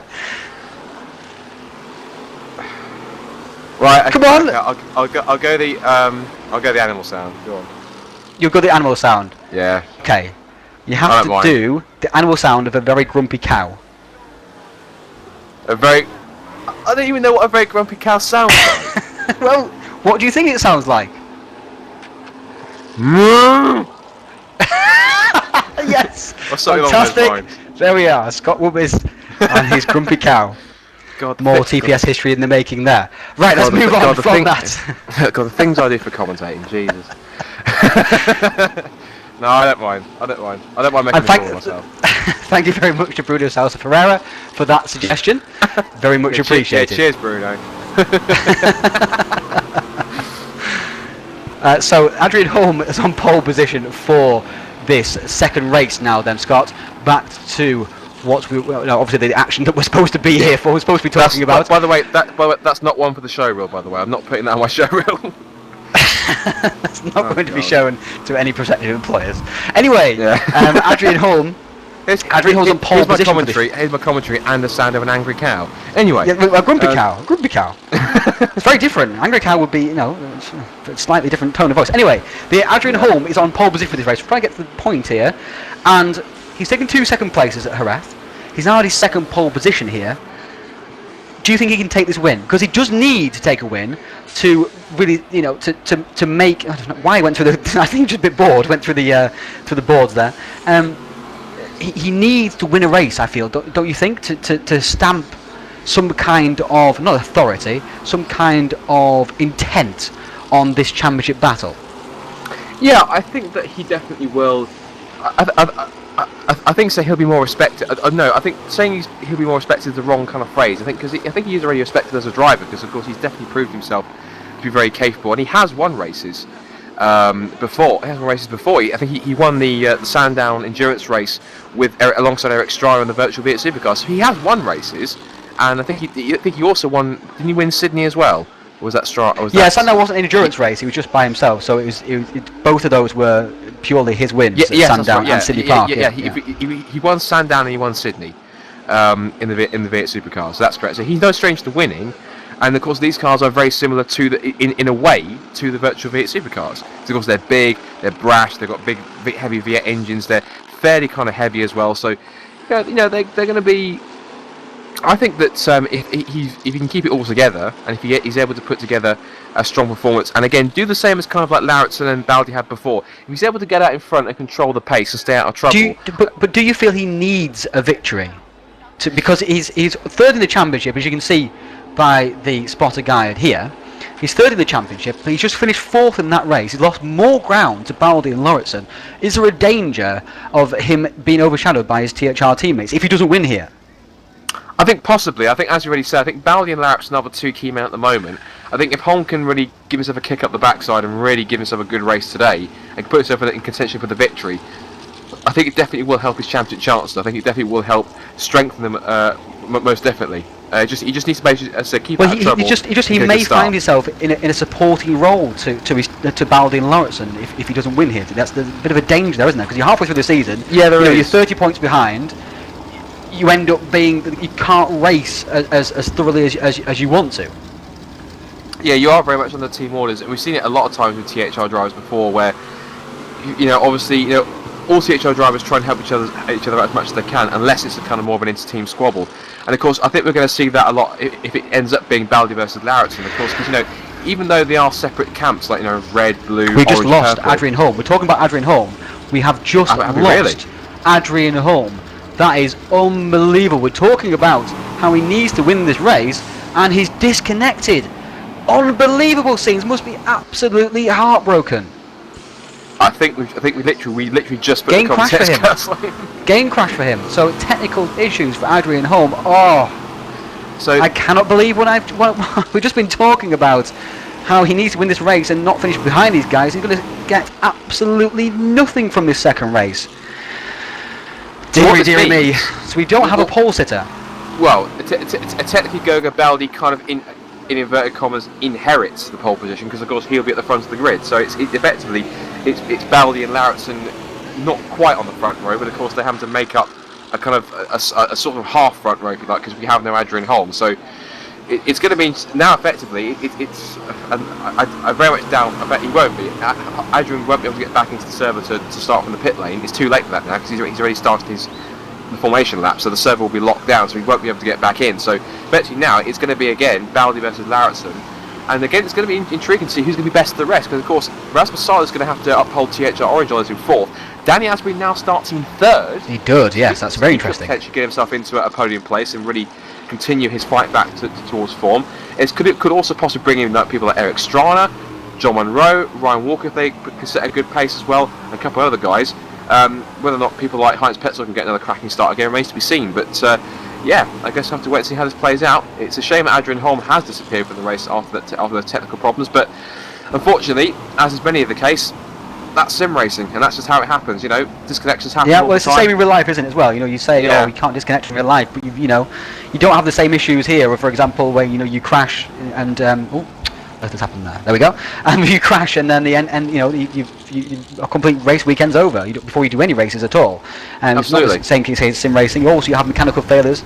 Oh, and that's Baldi just going back into position there, and we're about to start this race also as well. Look for those lights there, you can see, and away they go, lights from the grid, and plenty of smoke away from the grid. Who has been left behind? Nobody's been left behind. That's good stuff. Nobody left behind there as they all get away from the grid and head down towards the first corner. Baldi still leading from Lauritsen, Sala, Strana, Asbury has dropped back to 5th. So after hoping for a good start and perhaps challenging early on, Asbury is back to 5th. Estrada's right around the outside of him, running onto the grass as they head now into the Suntory chicane. The whole field comes streaming. What a great shot that is.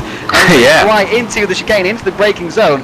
Baldi now is still leading, so it's just as we are in the first race. Baldi's got away from the grid well, and he leads Lauritsen. Of course, it was to Veit last time, but Lauritsen this time around to Veit. He's up to 11th, so he's picked up 3 positions on this start. Of course, one of those assisted by Adrian Holm, as we now come around the hairpin. That is overshadowed by Fuji.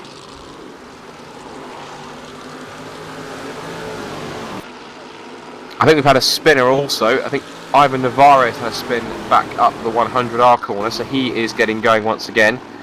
He's back in 23rd spot, so he's had a coming together with miserable somebody. afternoon for Paul Rerun. He had obviously had a DNF after half a lap in the first race. Oh, he spun around again into the hairpin. I think one of his car is damaged. I think he's got a puncture or suspension problems.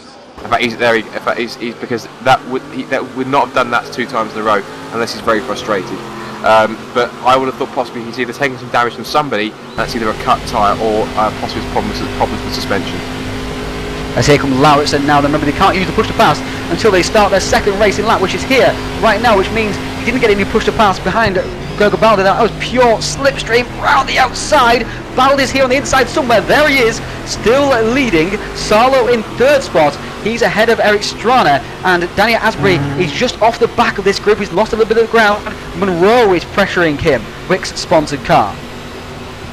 Yeah, we've actually got 3 Airstream cars in line of stern now, because 6th, 7th and 8th for Monroe, Walker and Richards, with Lars Brugman separating that little pack also, because also we've seen in 9th, Scott Servick is in 10th, Tobias 11th. Who was that going? Why was that? That was one of the was that Heinz Petzol possibly, as actually where's Thomas Erzen got to, because Thomas Erzen's dropped back somewhere. He was up there in the top, he was in the top 16. He's out. He's out. Thomas Erzen's out of the race. So the first DNF of the race so far, Thomas Erzen is out of this race. Of course, we lost Adrian Holm, but he was technically did not start at all. So Asbury's now under intense pressure here from John Monroe. Rather than taking the fight to the 4 ahead of him, it's actually Asbury who's under attack from the 3 behind. And Asbury right under pressure. Monroe's got the better run out of the corner, but it's so difficult. This section here switches back one way, then the other, so often through here. Back to the front of the field, though, we might see a pass for the lead of the race. Oh, Baldi! Wow! Oh, into the wall! Into the wall's Gonzalo! That is a humongous incident there from Gonzalo. He's ripped the front end off his THR orange car, and that is the end of Rasmus Salo's race. Unbelievable crash there from Salo. He just gets onto the curb and he spits him across the track. He actually hit the end of the pit wall, and right in front of Danny Asbury he came also as well. Let's see that from Danny Asbury's point of view, because that would have been a scary incident indeed. Let's go back and rewind that for you. On board with Danny Asbury, that's where he was. So on board with Danny Asbury, he sees a spin ahead. He goes wide himself. Oh, it wasn't quite as close as I thought it was, but that would still have been a heart-in-mouth moment there for Danny Asbury. He's now been passed by John Monroe. But what an accident that was, Scott. It was. Literally, if you want a definition of the word accident, that's probably that in a nutshell, really, because Rasmus Salo just absolutely mauled the front of that THR Orange car, and unfortunately that has ended THR Orange's involvement in race 2 after, what, 2 laps? 2 and a bit laps? Which is rather unfortunate, especially for their team's championship points tally. So they'll be getting nothing today. And that's pit wall 1, Rasmus Salo nil, I'm afraid. Absolutely. As Baldi ends attack from Lauritsen. Strana's up there also. Look at that. Strana's up to 3rd and really giving it some as he's now pushing both of them now. So Strana's found some pace from somewhere. We saw this at race 2 in Jerez, didn't we? So we did, yeah. Seems to bring the best out of Strana. And I'm pretty sure that Strana's probably going to want that Strana's probably not Gergo Baldi's best friend at the moment after what happened. I know they were fairly amicable, and then Baldi kind of put his hands up after the accident and said, "Yep, that was my fault." But now, for the moment, Strana's I don't think Strana's too angry. He wasn't affected by it, so I don't think there's any bad blood there. But as we watch, Lauritsen's made the pass, and here comes Gergo Baldi straight back at him on the outside, down towards the braking zone for the Daichi hairpin, and it's like the brakes. Oh, he's locked up! He's locked up! And Baldi then just Lauritsen back through again, and Lauritsen back into the lead. So effectively, Baldi's comeback came to nothing. As now I think I've just seen also that's Ryan Walker. Ryan Walker's actually got past both John Monroe, his teammate John Monroe, and Danny Asbury. That must have been down the pit straight, because now car 95 is into 4th place. So Ryan Walker and John Rowe, remember the two guys who in all of pre-practice were the pace setters, are now back up into 4th and 5th place past Danny Asbury. And of course now also Lars Brugman has got around Matt Richards for 7th place, I've noticed. And Eric Tveit is in 9th ahead of Scott Sober, because we've now also lost Marcelo Tocco with engine problems. So he's obviously possibly either he's put too many revs. How on earth has he managed that? Because these engines are bulletproof. That's incredible. Well, unless I'm not sure if it's possible to put too many revs through on the downshifter, whether he's set it sky high and blown it to pieces. I'm not sure, but if that's the case, so I'm not sure what he's done. He must have just downshifted one times too many and put several thousand revs through the engine and just fried it completely. I'm pretty sure. So well, Tocco out of this race. He was hoping to get some decent points in these races, but it's a 2 DNF to Tocco, not helping his negative championship score at the moment. And negative is what it is, as Baldi now is right in behind Larson. Does he have a push to pass? It's difficult to tell because you don't get any green light or anything like that to show us when the push to pass is happening. And here comes Eric Strana. Is he going to go past Larson as well? He is. Yes, he is. And Baldi's going with him. He's taking that toe of Eric Strana to go past Alexander Lauritsen. Oh, Baldi, the braking, he's just got out of shape, and Strana leads. Strana leads this race. Fascinating stuff. And it's another classic case of going 3 wide, and it's the guy at the back of the train that gets the better run. A double toe and also push to pass, and you are straight through in one move, 3rd to 1st. Seen it a couple of times already in race 1, so it's not really surprising to see that happen. But Strana, he just shows just incredibly just how much of a speed advantage you have. Getting a double toe from 2 cars in front and using a push to pass, it's a monumental speed difference. You see exactly how Strana managed to do that, and now of course he's in front, but of course now the boot is on the other foot, because it seems to be now, instead of Strana being the hunter, he's now become the hunted. It's role reversal now, because Strana's having to do the defending. He's now got a very hungry Gergo Baldi and Alexander Lauritsen on his tail now. Baldi's hit that bump! Baldi's hit that bump! Oh, he just saved it. Oh, that was unbelievable. Oh, and Lauritsen's gone deep as well. He was obviously surprised by Baldi's incident. Let's go back to the replay and see what happened there. Just on this bump here. He touched the grass. He touched the grass. And that got his car airborne. And there's a bump there as well, you see. So that's a double whammy there for Baldi. And he just saved it. Lucky boy. That was a big save. And now, of course, it means Lauritsen got through and just about got it stopped from the Dunlop chicane. He was probably still thinking, oh, there goes my teammate. Oh, there's a corner. And just about got it stopped. And this time it seems, well, here comes Lauritsen this time. Is he going to be able to get up to the inside before the corner? No, he's not far up alongside it. Is Baldi going to have a look as well? No, they're both going to stay line astern, and Lauritsen just gets it stopped for the corner as we now head out of the Daiichi hairpin and on to the Suntory corner. Ryan Walker's got back ahead of Munro again after they swapped positions a lap ago. So yeah, they did. These two are providing plenty of entertainment. Asbury's just about staying ahead of Matt Richards, currently in that 6th spot. He is indeed. I mean, we're seeing this at the moment. It's the theme of the season currently. It's Danny Asbury versus Aerostream in that mid battle. I'm sure he's feeling pretty outnumbered at the moment. As he's not really getting much help from his Optimum Racing teammates. Eric Tveit's in 9th spot and trying his hardest to catch up to Brugman and Richards and Asbury, and hopefully get a good result like he got in the first race. Remember, he only qualified in 14th, and it just shows in the Touring Pro Series, if you offer a game, just by a little bit, you end up way down the field. Oh, Danny's gone! Asbury's gone! He's out. Possibly. Disconnection for Danny Asbury. He's out of this race. We don't see him at all. All we see is empty track and lots of grass as the Van Navarro comes through along with Martin Blaze and his teammate Daniel Beck, and that is Asbury out of the race. Another victim of perhaps a disconnection. He looks like it, and that's a real shame, because I think Danny, of course, had a great qualifying. He was supposed to be 4th, but he started 3rd after disconnection for, of course, it was supposed to be our pole sitter, Adrian Holm, but of course he suffered the same fate, rather unfortunately. And now this means, of course, Strana pulled away on that lap from Lauritsen and Baldi. Pulled away by quite a margin over 1 lap. The lap's not very long, remember. On lap 7 of 17 already, so 6 completed, 11 to go. And Strana looks like he's got the measure of these guys. I reckon some push to pass was involved down that pit straight, because of course the gap was 8/10 of a second, of course. But I think now, of course, Lauritsen and Baldi, I wonder if they're going to have to kind of all subconsciously work together now to try and close back in on Strana, because of course I think they're going to have to, because they have to use the slipstream and their push to passes very wisely to keep Strana in touching distance. Because of course, the thing with this championship in VSS, or any Touring Pro Series championship, seems to be that if the leader gets away and is given the chance to kind of break away from the pack and set his own pace, because he's in practically clear air, provided there's no traffic around, then he can really just pull away and dominate from the front. It's the same with any kind of racing situation. You give the leader enough space and enough time around him, and if the car's good for him, he will use it to his advantage and he will pull away.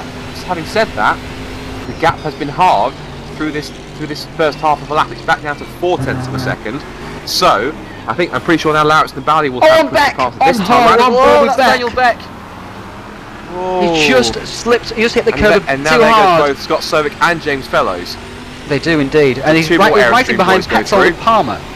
Palmer having a much better race this time around. Lauritsen's back through on the pit straight. There he goes. 32 Fast lap race at the same time as well. Is he going to have a look up the inside? Will he dive? No, he's smarter than that. And Bowley's lost ground though. 2.8 seconds. Made a mistake somewhere, surely. The clutches of both John Munro and Ryan Walker. So John Munro at least, because he's only 1.1 seconds behind. There he is, car 32 in the background. So another mistake from Bowley here today. Another mistake. Yeah, but Bowley needs to work on the consistency in a touring car. In a single seater, he seems to be fine. One of the things he's great at, which I know him for very well in FSR, in fact, is that if you give him a set of harder tyres, he will last longer on them, longer than anyone else, and even Bono Weiss for that matter. So, but it seems to be, VSS and TouringProSeries is a much different kettle of fish, and there's no pit stops, so you have to be very careful on how he manages. Those is back. Goes around. He tagged the back of Lars Brugman, and I think that possibly was the catalyst in that one. Not that Lars Brugman was at fault on that one, mind you. That was all Matt Richards doing, and there goes both Eric Tveit and Lee Palmer and Heinz Petzold, and he's back. And there goes also Daniel Beck as well. So he's down to 11th, now 12th now, because there goes his teammate Scott Sovic. So, Airstream back to 11th, 12th and 13th there. Matt was running really well there as well in a great battle with Lars Brugman. And Eric Tveit is not catching the group ahead of him at all really at the moment. The gap is still 3.4 seconds as it was earlier on. So, not sure what's happening there. Here comes now Strana. He's got to run on Alexander Lauritsen. Going to sweep out right down the inside, use the push to pass, and through he goes. That extra 80 brake horsepower really making a difference here. Baldy is just 1.5 seconds ahead of John Munro, who's pulled away from his teammate Ryan Walker, who's battling with earlier.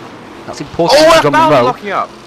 Baldy locked up hugely up towards Daichi Kon. I thought he wasn't going to get it stopped, but amazingly he did. He was all over the place under braking for the first corner, and he really has dropped back up a lot. And it's that inconsistency, those little mistakes that seem to add up and lose him a lot more time.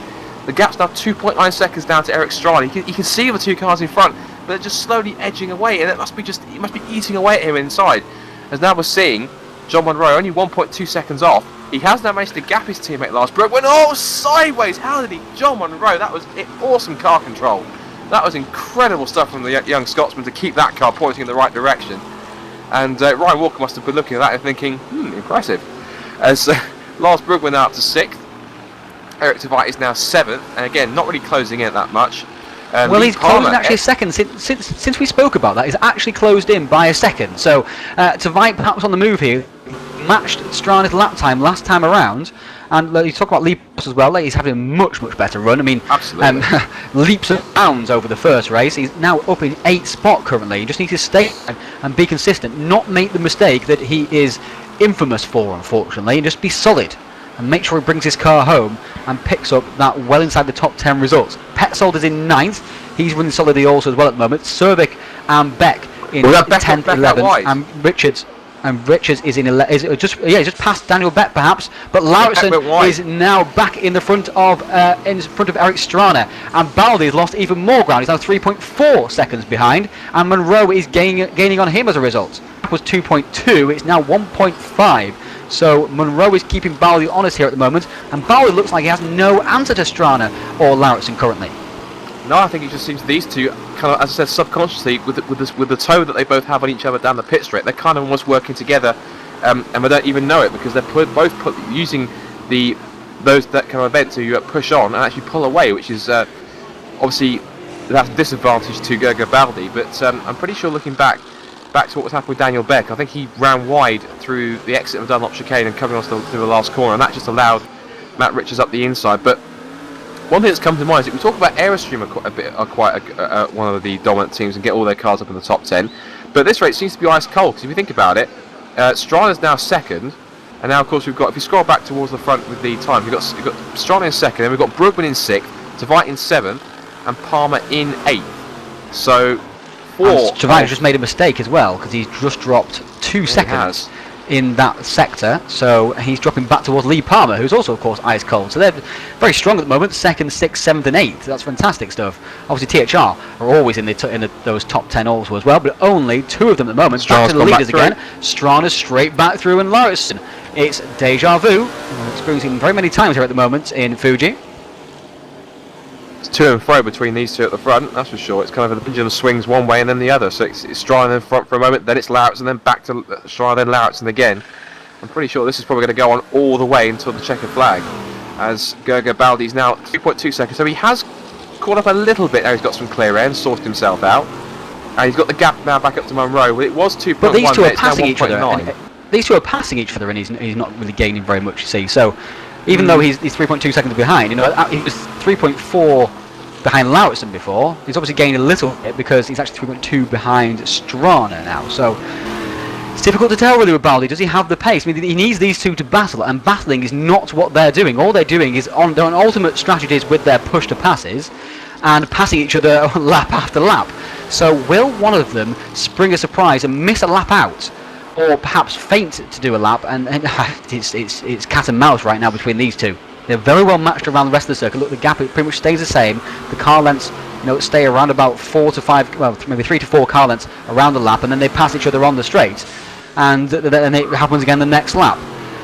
Will Strana or Lauritsen mix it up here? Who will get the advantage of the push to pass on that final lap, or the penultimate lap, as it seems to be the case? Oh no, it's actually, you have it on the final lap you can pass, look, because there is Lauritsen passing way before the line, so you want to have it out of the final corner, surely, Scott?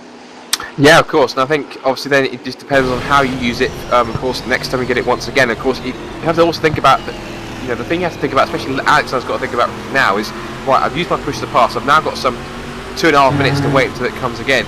And he'll know that Strana, if he stays close, he knows he'll attack again. He will attack again with push to pass. So Lauritsen's going to use this lap, not only drive clean and keep it on the black stuff, but also think about, right, how am I going to go to, if possible, defend against this attack from Eric Strana down the pit straight. Now we're looking back here to our friend Lewis McGlade, P14, in a nice little battle with Brandon Warren of Satellite Racing for 13th place, and Lewis is doing a very good job in P14, so inside the top 15 again, so definitely upholding on for Smile Power Racing, and doing a damn good job while he's at it, so good on Lewis to put that one through. I think all that practice earlier on today seems to have paid off in some respects. And James Fellows has had to come into the pits. He was battling with Brandon Warren at some point here, so obviously something's happened to James Fellows. He's got damage from some kind of incident. He's into the pits. He was up here, as I say, in 13th, 14th spot, battling away with Brandon Warren and Lewis McGlade as well. So he's dropped now back to second last of the people that are still running. Oh, McGlade. Oh, not sure exactly what he was trying there, whether he was looking just to feint to make a move and ended up making a move, or didn't make a move at all, not quite sure. But front of the field, Lauritsen still leading from Eric Strana. On the straight they are at the moment, and Strana's gone back past. There we go, role reversal once again, and this time Strana is past Lauritsen a lot earlier than Lauritsen passed him. So I wonder if Strana's got a little bit of extra pace at the moment. Possibly, and also look, Gerger Baldi's now got the gap down to just under 3 seconds. So he's got something left in him. Maybe he's doing a tiny bit of tyre conservation just to make sure. Yeah, Monroe's dropped off, hasn't he? Monroe's dropped off to 7.2 seconds behind. I was actually noticing that, is that all the time, despite Gerger not actually really closing in that much, he was still pulling away from Monroe, who has still got Ryan Walker for company, and almost acting as kind of a rear gunner, because you see there, Lars Brugman in 6th, Tveit 7th, Palmer's still keeping close in 8th, and he has also dropped Heitz Petzold in 9th, who's having a much better run this time. Not as high as 4th, of course, but he has had an incident-free race at sea. Yes, thankfully for him. Scott Sovic and Daniel Beckus as well, as they head through. There's also Brandon Warren and Lewis McGlade, and now we're looking at John Monroe in 4th. And John's had a very strong run in that car, of course, for the beginning of the season. Of course, he got released from Precision Motorsports after they lost it. Oh, and that's Sovic.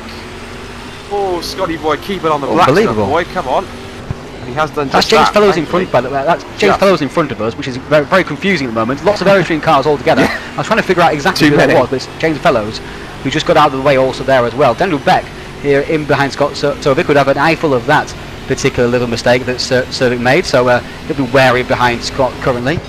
Daniel is from Sweden, Scott is from Norway with lots of Scottish heritage as well, so handily he's called Scott Cervic to remind you that he's got Scottish heritage as well.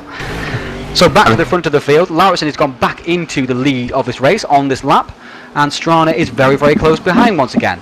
The issue is, though, Strana can't get ahead of Lauritsen far enough to stop him passing before the start-finish line. Now, on lap 14 at the moment, that means Strana should have the push to pass. Lap 15 means Lauritsen has the push to pass. Lap 16 means Strana has the push to pass, which of course means Scott. Lap 17, surely Lauritsen has the push to pass. Well, that then means he wins the race.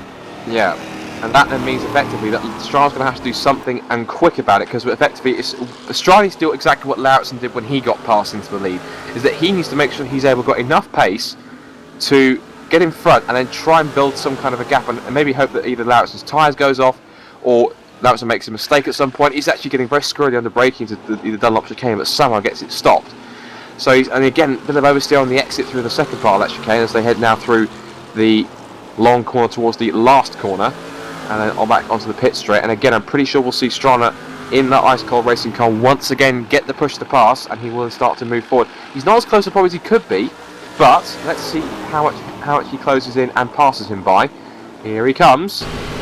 So getting closer, pulls to the inside, and as you'd expect, just before the line, gets it done. So if that's the case, if Lauritsen does that kind of pass, we'll see almost a photo finish, because it'll be a tenth of a second across the line.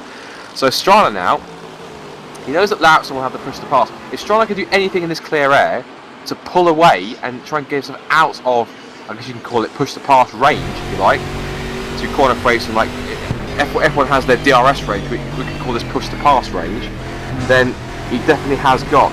How much of a gap does he need, though? How much is big enough? Because we're seeing, people closing like over 7/10 of a second just out of the final corner by using that push to pass. Which also, another information from the THR owner Toby Davis is that it also allows higher revs the push to pass as well. This is talking about you hit the rev limiter. It allows high revs also, so you not only get the more power, you also get the benefit of a possibly a higher top speed. So it's a double whammy extension now on this particular track. Very unique. Absolutely. I didn't actually know that the push to pass actually gives you extended revs. That's new information for me. And if that's the case, that's one of the reasons why you get so much of a power advantage during speed. As much as all Lauritsen with a bit of a tail slide on the exit, but he's still close enough though to have enough of an impact with push to pass and also make it work. And Strana a little bit wobbly through here, but he's already got I think he's already hit the push to pass that early. And here he comes. Look at that! Not even touching distance of the pit straight of the start of the grid then. So down the pit straight they come, and Lauritsen gets the lead again as we start the penultimate lap. And this can be crucial, because look at how much here that Lauritsen has got it done early, and maybe that's a sign that possibly Lauritsen, if he can get him to do something that Strana couldn't do that lap, and that's pull away enough to get out of range, that could potentially work. We've got both of the Airstream cars, I think, just doing a bit of duelling. I'm not sure if they've just swapped positions, but Monroe is fourth and Walker's They haven't, fifth. but Monroe was much closer earlier on. He's been dropping back slowly but surely into the clutches of Ryan Walker. Remember, he was right behind Gurgabaldi just about 6-7 laps ago, and he's dropped now way behind. Gurgabaldi's also made another mistake somewhere, because he's now dropped 6 seconds behind Lauritsen and Eric Strana. So third place looks like the best he's going to be able to do for this race currently. And then we've also got Eric Tveit still holding on to 6th, but he's only a tenth of a second ahead of Lars Brugman, so those two are still dueling away. Well, they swapped position, remember, because Tveit's been fighting his way back through the field, so yes, Tveit's finally right. caught up to Lars Brugman.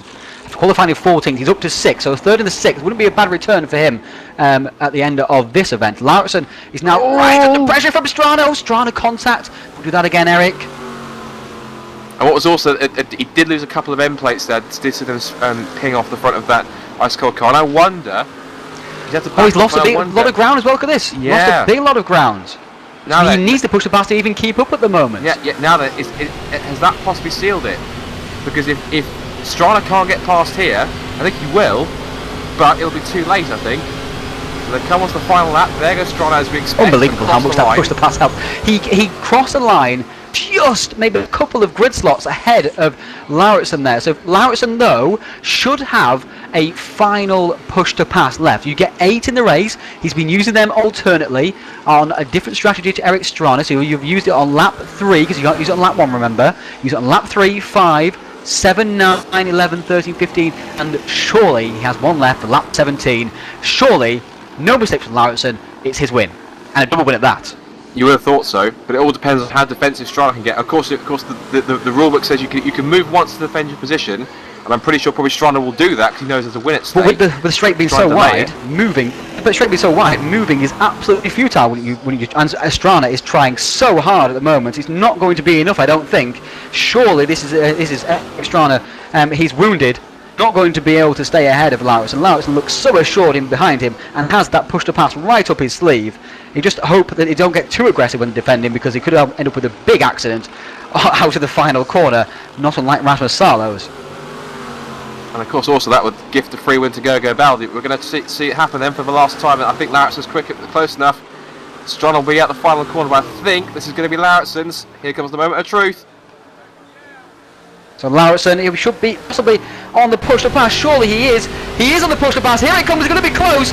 Going to get to the line. Strana's trying his hardest, but there goes Lauritsen. He's going to pass just before the grid starts, and Lauritsen's going to take a double win here at Fuji Speedway. Well done to him. He's going to extend his championship lead quite significantly here also today, and Lauritsen takes his 3rd win in a row, remember, in his championship, and his 3rd win of the season as well. As John Monroe finishes in 3rd, and Gergo Baldi threw it away. Look what he's done to his car. No. What on earth has he done?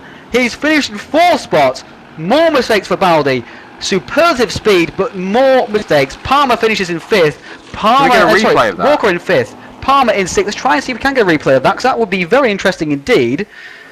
And we'll rewind here. Was it Roman comes in 8th. Did he make a mistake? Where did he make the mistake? Because that's rough. Can't quite find it. I can't find where he's made the mistake. It's somewhere before the final corner, at least, anyway.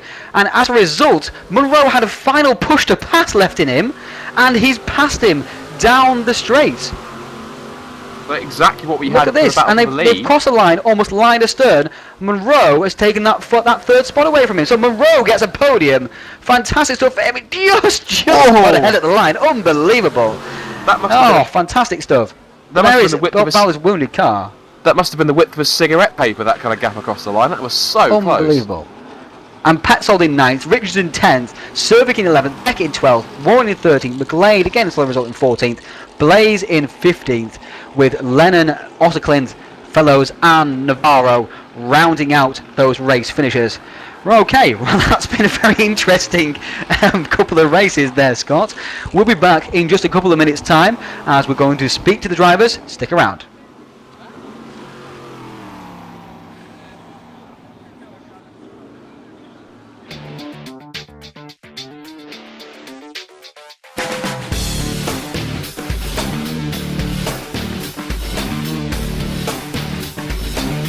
Inside SimRacing.tv, the fastest show on the internet. Sim racing news and reviews since 2007, with new shows every week.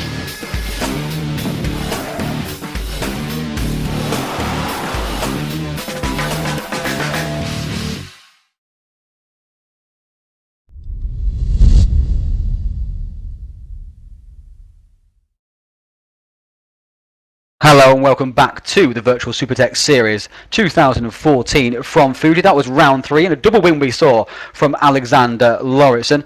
Fantastic stuff there. And as we just wait for the drivers here to populate the press box, let's just run you through what we've got coming up in the Touring Pro Series just before we head off for our Christmas break.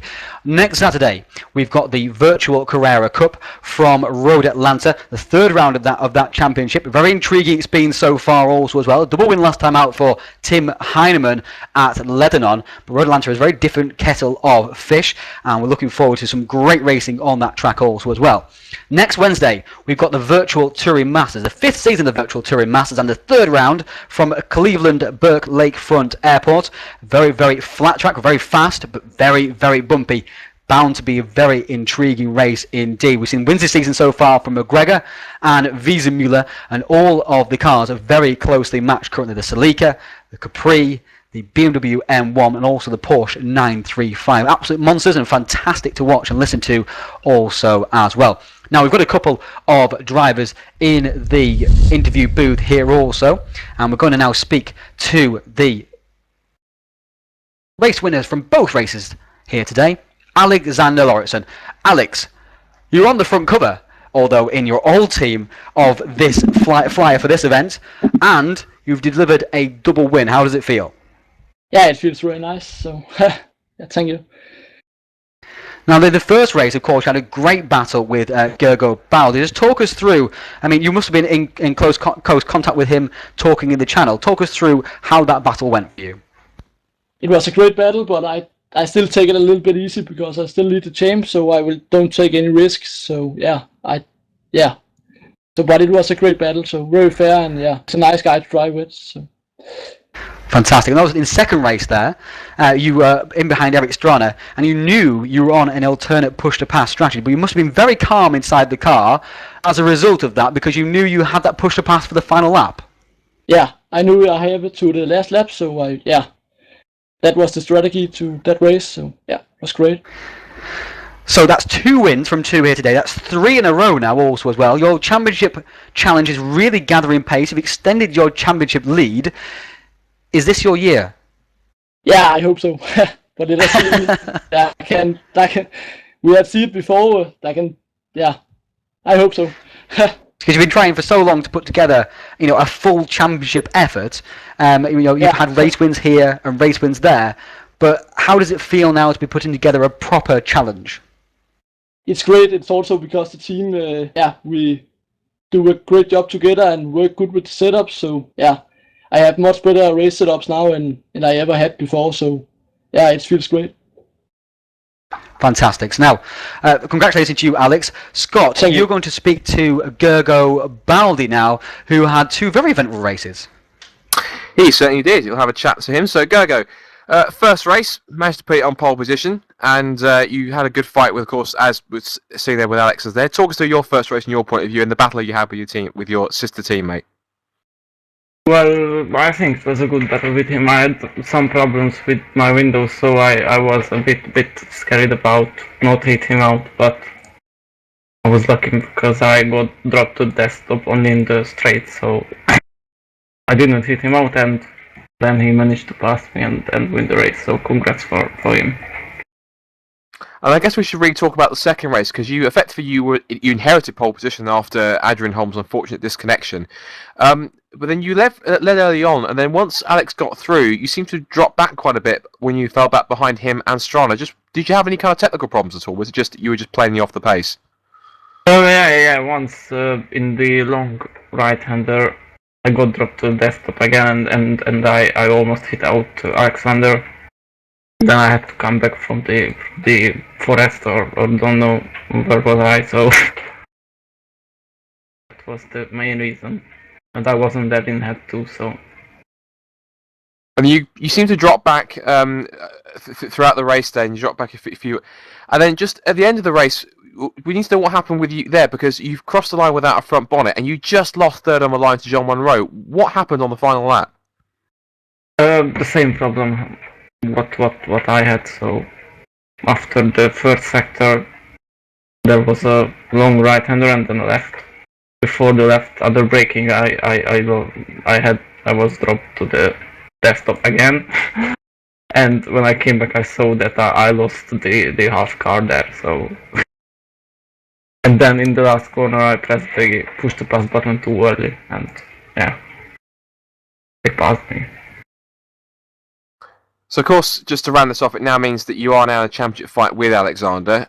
Provided you can fix these problems, do you think you can still challenge for the title, or do you think, because obviously going to the next round, obviously, which of course is going to be the first race for the series in 2014, you're going to need a strong result in order to keep yourself in the championship hunt, aren't you?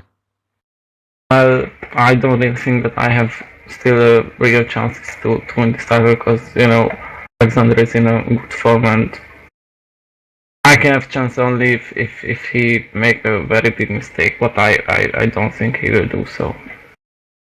Pretty tough, but I don't give up, of course. Absolutely. Well, never say never. Stranger things have happened in Touring Pro Series, and sometimes they usually do. But for the record, well done for second, and commiserations for just losing out on the podium in third. And hopefully that won't be the last of it. Ryan, I believe you have the man that finished in second in race 2, Eric Strana, to talk to. Yeah, I have indeed. Eric, 2 solid runs there. We'll talk about race 2 in just a second at the moment. But let's talk us through what happened with the Heinz Petzold in that first race. I hit him. Is there much more to say? Yeah, Would you like to extend your apologies to Heinz? Yes, I have already apologized a couple of times, but it doesn't really help him. I mean, I took him out already, so I apologize, Heinz. I didn't mean to do that. I'm doing this at a LAN party, and there's a lot of blinking things around me, so I got kind of distracted and just missed my breaking point by me. Oh, driver excuses. There's a new one for the driver excuse handbook. No, seriously, like There was blinking things. I'm not kidding. The screen next to me was going completely wild. I'll punch him afterwards. But yeah, it's my bad. So you got a solid result, obviously, in the end in race 1. Never really threatened for a race win, of course. In the second race, you got a great start, a great qualifying also as well. But you must have felt you were a sitting duck there. Yes, I knew that Alex had pushed the fast left, so I was like, oh, come on. So I was just hoping he would join Gergo in the grass and go lawn mowing instead of racing, because that's more fun, obviously. But it was quite obvious early on that that he was on a different strategy and he would have the advantage with the final lap of the race. Yes. Did you not think about mixing up your strategy at all? Well, I mean, he would. Well, yes, basically. But then I figured that if I would have, the only reason I could keep up to him was because I got a slipstream. He was so much faster, better on the brakes and out of the corners. So I figured I couldn't really risk that, because then I didn't want to lose his slipstream, and then I just fall back and back. So it was. I was hoping he would do what Rasmus did, but he didn't. So, oh well. Second is better than whatever I finished race 1, 5th or whatever. So yeah, it's pleasing. Indeed, and of course, you're still looking for that first virtual Supertech series win. Do you think it's far off? Well, I mean, I'm gonna need a bit of luck on my side. I haven't got the raw pace, but if I have a bit of luck and a bit of pace, then perhaps I'll be in there someday with a big smile on my face. Fantastic stuff. Well, thank you for the interview there, Eric, and good luck in the rest of the season. Scott, you're going to now talk to John Monroe. Yes, I'm indeed. John, you came into this weekend with some great practice, great pace. You and Ryan were obviously at the top of the timesheets, but just going into race 1, just talk us through that, because you managed to finish around in the top 10. I'm guessing the pace wasn't as quick as you possibly would have liked it to have been. Well, I think the best way to describe race 1 was just a laugh, because off the start line the lights went out and I was like, right, okay, that must mean go. So I went, but then the car in front of me didn't move and I didn't manage to get out the way in time, and of course I had auto clutch off for the start, so I stalled and then got rear-ended at about 100 mile an hour. So I thought I was definitely going to be out of the race with punctures and everything missing, but somehow my car was intact. I was losing half a second a lap, but not much more, and managed to get back from 19th to about 10th, and had some amazing racing with Thomas Erson and Lars. It was very clean. So I was disappointed not to finish in the top 10 in race 1. 11th will do from the circumstances, and it was great fun. Then of course we can get into race 2, much better qualifying this time to be up there in the top 10, and you're always up there. You managed to get yourself up into 4th place, and you were just kind of close to Gergo Baldi in the mid part of the race, but you just seem to drop off near the end. Just talk us to what happened, of course, and we'll get on to what happened on the last lap in a second, but just talk about, again, you seem to be lacking a bit of pace in the kind of middle part of the race. Was it that case? Was Gergo just a bit too quick for you to keep up? Well, yeah, I think when Gergo had the first drop of his window, when he rejoined, he was about 1 second ahead, and I think he maybe made a couple of minor mistakes regaining his composure. So I thought, oh, hang on a minute, I'm going to be as quick as him, or might be able to catch him here. So I think I overpushed and overdrove the car, made a few little mistakes and was dropping time here and there. And then it got to the stage where Ryan was not far behind me. I wasn't going to catch Gergo because his pace was just too good. THR in race trim were just too good for us today. So I have to thank Ryan an awful lot, because he said, don't worry about it, I'll not pass you. We'll just sit here, drive a comfortable race and finish in 4th and 5th, and hope that the guys in front take each other out. So I owe a lot to Ryan for that. That was a great team effort. Let's just quickly talk about what happened on the final lap. Obviously, Gerger said he had his crash to desktop, his crash to Windows. So of course, but you just managed to pip him literally on the line. There must have been like a cigarette paper's width across the line. I mean, just talk us through those kind of events coming onto the pit straight and how it went down from your point of view. Oh, it was just when he rejoined the track, me and Ryan are shouting at each other, going, "Oh, is that Gergo? I think it is." Nailed it down the back stretch and realised I had a bit of damage because the brake lights were flickering a bit and noticed them. So into the chicane, I thought I'd rather be just a bit behind him. I don't want to take any risks and been on the last sector, but at the same time, we just really wanted to catch him. And then coming out the last corner, I got a perfect run and got on the boost at just about the right time because I knew I didn't want to go in it too early because then I wouldn't gain the top end speed at the end. So managed to, got the boost on. I didn't think I was going to get him. I was actually gutted heading towards the line, thinking, I'm not going to get this. But then suddenly, there was a bigger difference in the speed. Went to the left-hand side, and Gergo, managed to squeeze me, but it just gave me enough room, so that was good. And then crossed the line, I was like, gutted, I'm still in fourth. And then Ryan said, it's showing on mine you're in third. And then I realised I'd finished third, and it was just, jubilation, really. That was a fantastic job. Just quickly to round up, of course, since the kind of Precision Motorsports dissolved the team, you've now, of course, been with Airstream for a couple of races now. How are things going? How have you settled in with the team? It seems as though things, fortunately, are going well. You seem to have a good relationship with Ryan. So, are you positive for the rest of the season? Yeah, definitely. I feel under slightly less pressure, I think, in a more kind of relaxed environment. Me and Ryan are working really well on the testing together, and also, Matt and Ben have been really solid, and Scott as well. All the guys at the team have put in a really good effort, and I think it's just, the amount of practice we've put in, the amount of work on setups, analysing replays and everything like that is really paying dividends. Ryan picked up a fourth at Jerez, and we managed a podium, and more great finishes here, so I think the team's definitely on the up. And I feel a lot more relaxed than ever. And I mean, that was only my second podium, so it's the best result I've had since joining Precision. Before I went to Airstream, so I can't really argue with that at all. Excellent stuff. That's really good to hear. So well done, of course, for just snatching the podium in race 2, and best of luck for the rest of the season. Ryan, I believe you have the man who had the worst kind of luck at the beginning of race 2 before it even started, Adrian Holm. I do indeed. First of all, let me congratulate John for his first podium since he joined TPS right at the start when he was driving in the Clios at Snetterton. He's done a fantastic job there also. Well done, John. And so, Adrian Holm, can you put your feelings into words?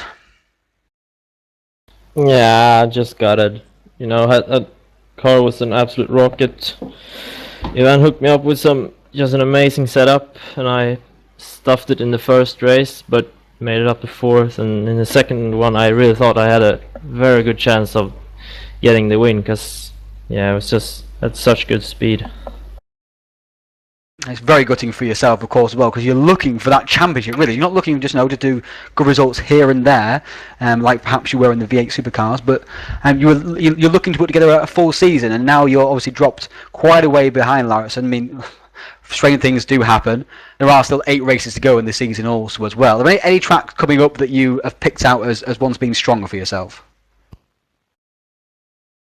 I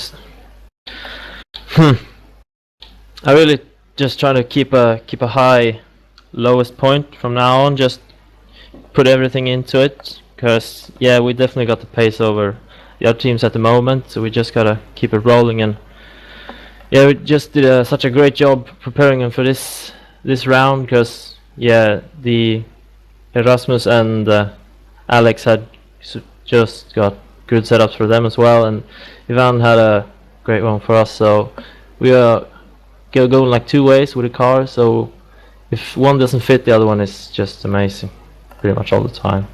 But just trying to keep the momentum up and trying to just score big points all the time.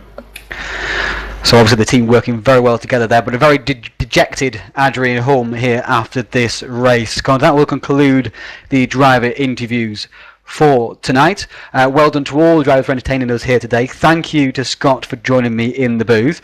Any final words, Scott? I think we've had a couple of pretty decent races today here at Fuji. I think the slipstream effect combined with the push to pass definitely made some fantastic 2 wide and 3 wide overtaking down the pit straight. I've had a couple of misfortune, especially for Adrian Holm missing out after getting a brilliant pole position, fastest lap of the weekend out of anyone, which is just incredible lap that he managed to put in. Just a shame he wasn't able to get himself onto the grid in order to see if he could capitalise on it. But I think some really good racing. and I think that it's kind of it's one of, I believe, one of the last. Third to last race we have for TPS of what's been, I think, a bumper year for 2013 going forwards. And I know this is the last time I'll be commentating on any TPS for 2013 anyway. And I say roll on next year because I think we've got a lot to look forward to and a lot to come in prospect, especially of course as we are looking to possibly, when it completes, move across to Assetto Corsa if the multiplayer is good enough and if everything goes to plan. But yeah, I just want to say a personal thanks to everyone at TPS, of course, to Ryan, to Keith, and to all the drivers and teams. This year's been incredible with the Thomas Local Clear series, also with kicking off or helping out with the virtual V8 supercars, and also with the first round of virtual Carreras, and of course this the VSS. Absolutely fantastic, and whatever happens next year, I'll be sure to stick around as best I can to keep on commentating. But yeah, it's been fantastic, and I say roll on next year because it's the best place for touring cars in sim racing. Oh, very nice there from Scott. I'm moved to tears. Anyway, yes, Scott is absolutely correct. This was the third last broadcast of 2013 for the Touring Pro Series. Of course, we continue up into 2014 as well. Talking about those last two broadcasts we've got coming up in the 2013 year, we've got the Virtual Touring Masters on Wednesday from Cleveland, as we were talking about earlier, and then the final broadcast of 2013 before we all head off on our holiday season jollies is the Virtual Carrera Cup from Road Atlanta, a high-class affair that should be also well sponsored again by GamePod.co.uk, who've again supported us very well throughout 2013. So thank you to all the viewers today. Thank you to everybody who makes this possible. Not just the administrators, not just the drivers, not just the commentators.